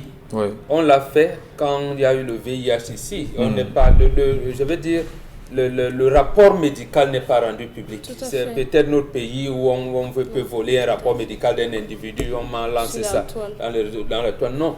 L'employeur doit savoir l'état de santé de son personnel. D'accord. C'est connu. Et ça reste... un des sticks là où ils savent. Donc, doivent être. Et si quelqu'un attrape la maladie, on sait quelles mesures prendre et tout. C'est pour cette raison que dans certaines entreprises, on vous mettait d'abord en quarantaine, je pense. Une semaine, ainsi de suite. Vous soutenez le maire? Oui, il faut que ça se passe. Autre sujet pour nous? Autre sujet, bien sûr, on parle de ces patrons de presse au Cameroun, bien sûr, qui entendent bien évidemment descendre dans la rue le 3 mai prochain. Dans tous les cas, c'est ce qu'ils ont donc tenu à faire savoir. Ils ont déposé une déclaration de manifestation publique auprès du sous-préfet de Yaoundé premier. Il faut noter que c'est une initiative, bien sûr, qui entre dans le cadre de la journée mondiale de la liberté de la presse. Ça, il faut bien évidemment le savoir. Ils parlent donc de quitter de l'hôtel de ville de Yaoundé vers le ministère de la communication.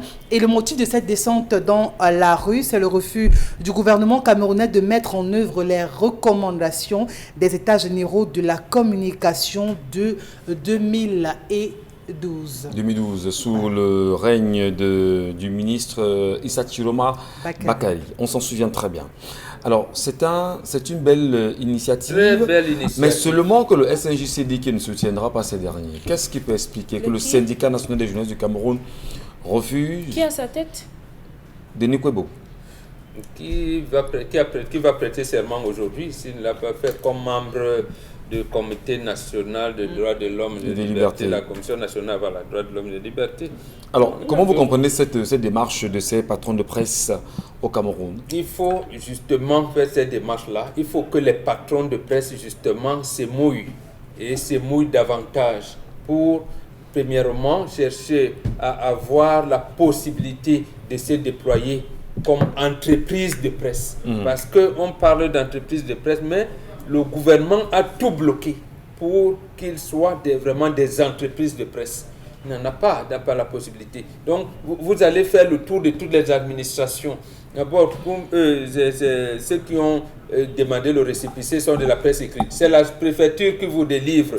Après, maintenant, vous allez créer votre structure ailleurs, ainsi de suite, ainsi de suite. Donc, maintenant, les simples, j'allais dire, aménagements qu'on souhaite pour les produits, pour les intrants dans la fabrication des journaux, le Cameroun n'en tient pas. Il y a par exemple, des déclarations de Florence, des conventions de Munich, un certain nombre de choses. Les journalistes camerounais n'en bénéficient pas. Et qui mieux que les patrons de presse peuvent être devant pour revendiquer ces commodités-là. Et en plus, la distance n'est même pas longue.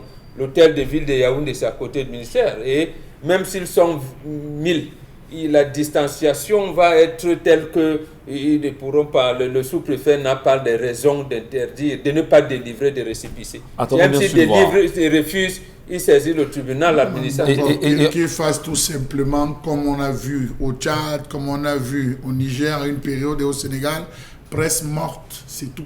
Voilà. Pas de parution, vous n'avez pas besoin d'aller dans la rue, pas de parution. Vous restez chez vous, les gens restent radio. Vous avez imaginé un pays sans radio, sans télévision, sans presse? Tout à fait. Peut-être voilà par là où il faudrait le faire. On va simplement rappeler qu'en ce qui concerne le SNJC, c'est bien sûr monsieur Thierry Hébert, qui est le président de la section du centre, qui a expliqué d'ailleurs sur une télévision sœur que l'organisation ne sait rien véritablement du mouvement en préparation aujourd'hui. Donc on peut bien comprendre que d'aucuns estiment que ces patrons de presse là sont ceux qui ont bénéficié de ce qu'on appelle l'aide à la presse.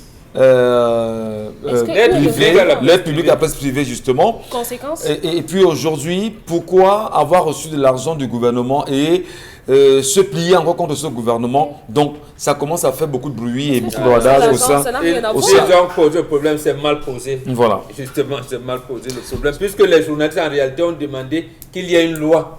D'accord. Il y a une loi. Merci. Poursuivons l'émission, vous, madame, messieurs. Restons sur Equinox. Dans un instant, on retrouve Consti à nouveau. Conseil d'accompagnement, de vente et d'achat du terrain lance une grande promo tout au long du mois de mai à Douala. Au regard de toutes les fêtes de ce mois, SCI Mobile vous donne l'occasion d'avoir un lopin de terrain titré. Là, c'est à un coût incroyable. À partir de 4 500 francs le mètre carré dans des quartiers d'avenir comme Gombe et Landi, puis 10 000 francs le mètre carré dans une zone habitée et électrifiée avec plusieurs voies d'accès par Kotor et par PK21. Offre valable du 1er au 31 mai, paiement en tranches possibles. Flexibilité, confort, conseil, précision et surtout sécurité sont les mots qui caractérisent SCI Mobile. Nous sommes situés à Makepe, rond-point Petit Pays. Téléphone 650 50 00 59. Pour des services immobiliers, SCI Mobile n'est pas la référence par hasard. Merci beaucoup. Allez, nous poursuivons. Consilamine, rebonjour. Grande vente promotionnelle des terrains titrés du 1er au 31 mai 2021 par SCI Mobile. Bien entendu, Michel Gatchou, tu l'as si bien dit, nous sommes bel et bien à quelques jours du démarrage de cette grande vente promotionnelle des terrains titrés et vérifiés par l'une des agences immobilières crédibles du Cameroun. Ah ben oui, il faut le rappeler parce que quand c'est pas bon, le concept Salaka ne s'associe jamais. Raison pour laquelle je suis encore là ce jeudi pour attirer l'attention de tous les téléspectateurs de cette émission, pour éduquer les téléspectateurs de cette émission, pour leur permettre de ne pas être victimes des anarques. Ah ben oui, ça ne sert à rien d'acheter un terrain et quelques années plus tard, on vient récupérer ces terrains. En confiant vos achats à SCI Mobile, vous pouvez dormir tranquille parce que SCI Mobile est une agence immobilière crédible et une agence immobilière de qualité, une agence immobilière qui vous permet d'avoir un terrain titré, mais alors un terrain vérifié du côté bien sûr de Lundi Réserve, du côté bien sûr de Ngombe et de Lundi B, chers téléspectateurs. Nous allons tout de suite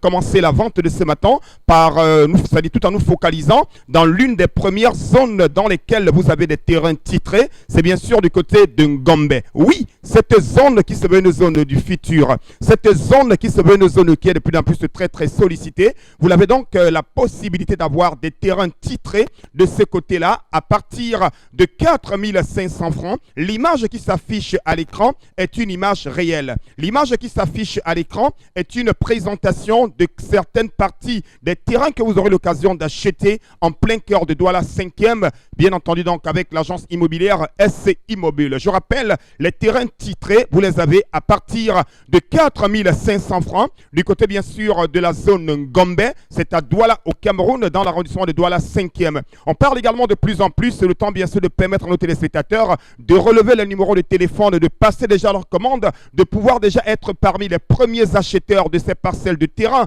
que vous soyez à Yaoundé, aux États-Unis, en France.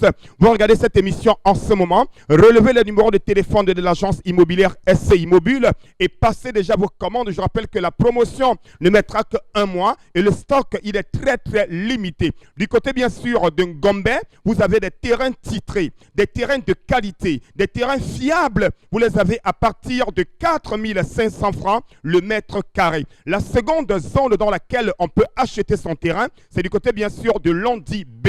Ah ben oui, Lundi B, c'est cette zone qui est dans l'arrondissement de Douala 5e. Dans cette zone, vous avez des terrains titrés à partir de 7 500 francs le mètre carré. Et je rappelle également que l'agence immobilière SC Immobile vous accompagne dans l'obtention de vos dossiers techniques. Et avant de déposer son argent, on permet aux clients de visiter nos différents sites. On permet aux clients de se rassurer de la fiabilité du terrain qu'il veut acheter. Donc ne vous inquiétez surtout pas, chers téléspectateurs, c'est l'occasion plus que jamais de bien vouloir aller à l'agence immobilière SC Immobile qui est située en plein cœur de Douala au quartier Makepe pour acheter son terrain, que ce soit en Gombe, à Landibé, vous les avez à partir de 4 500 francs. Une autre zone qui est déjà habitée, une autre zone qui est déjà électrifiée, c'est Landi Réserve. Ah ben oui, réservez déjà vos terrains, vous les avez à partir de 10 000 francs du côté bien sûr de Landi Réserve avec l'agence immobilière SC Immobile. Salut Consti Lamine et nous saluons bien sûr nos nombreux téléspectateurs qui chaque jour prennent du plaisir à nous regarder. Madame et messieurs, n'oubliez pas que si vous ne faites pas la politique va vous faire. Et au pire des cas, elle va vous broyer. Demain 10h sur Equinox.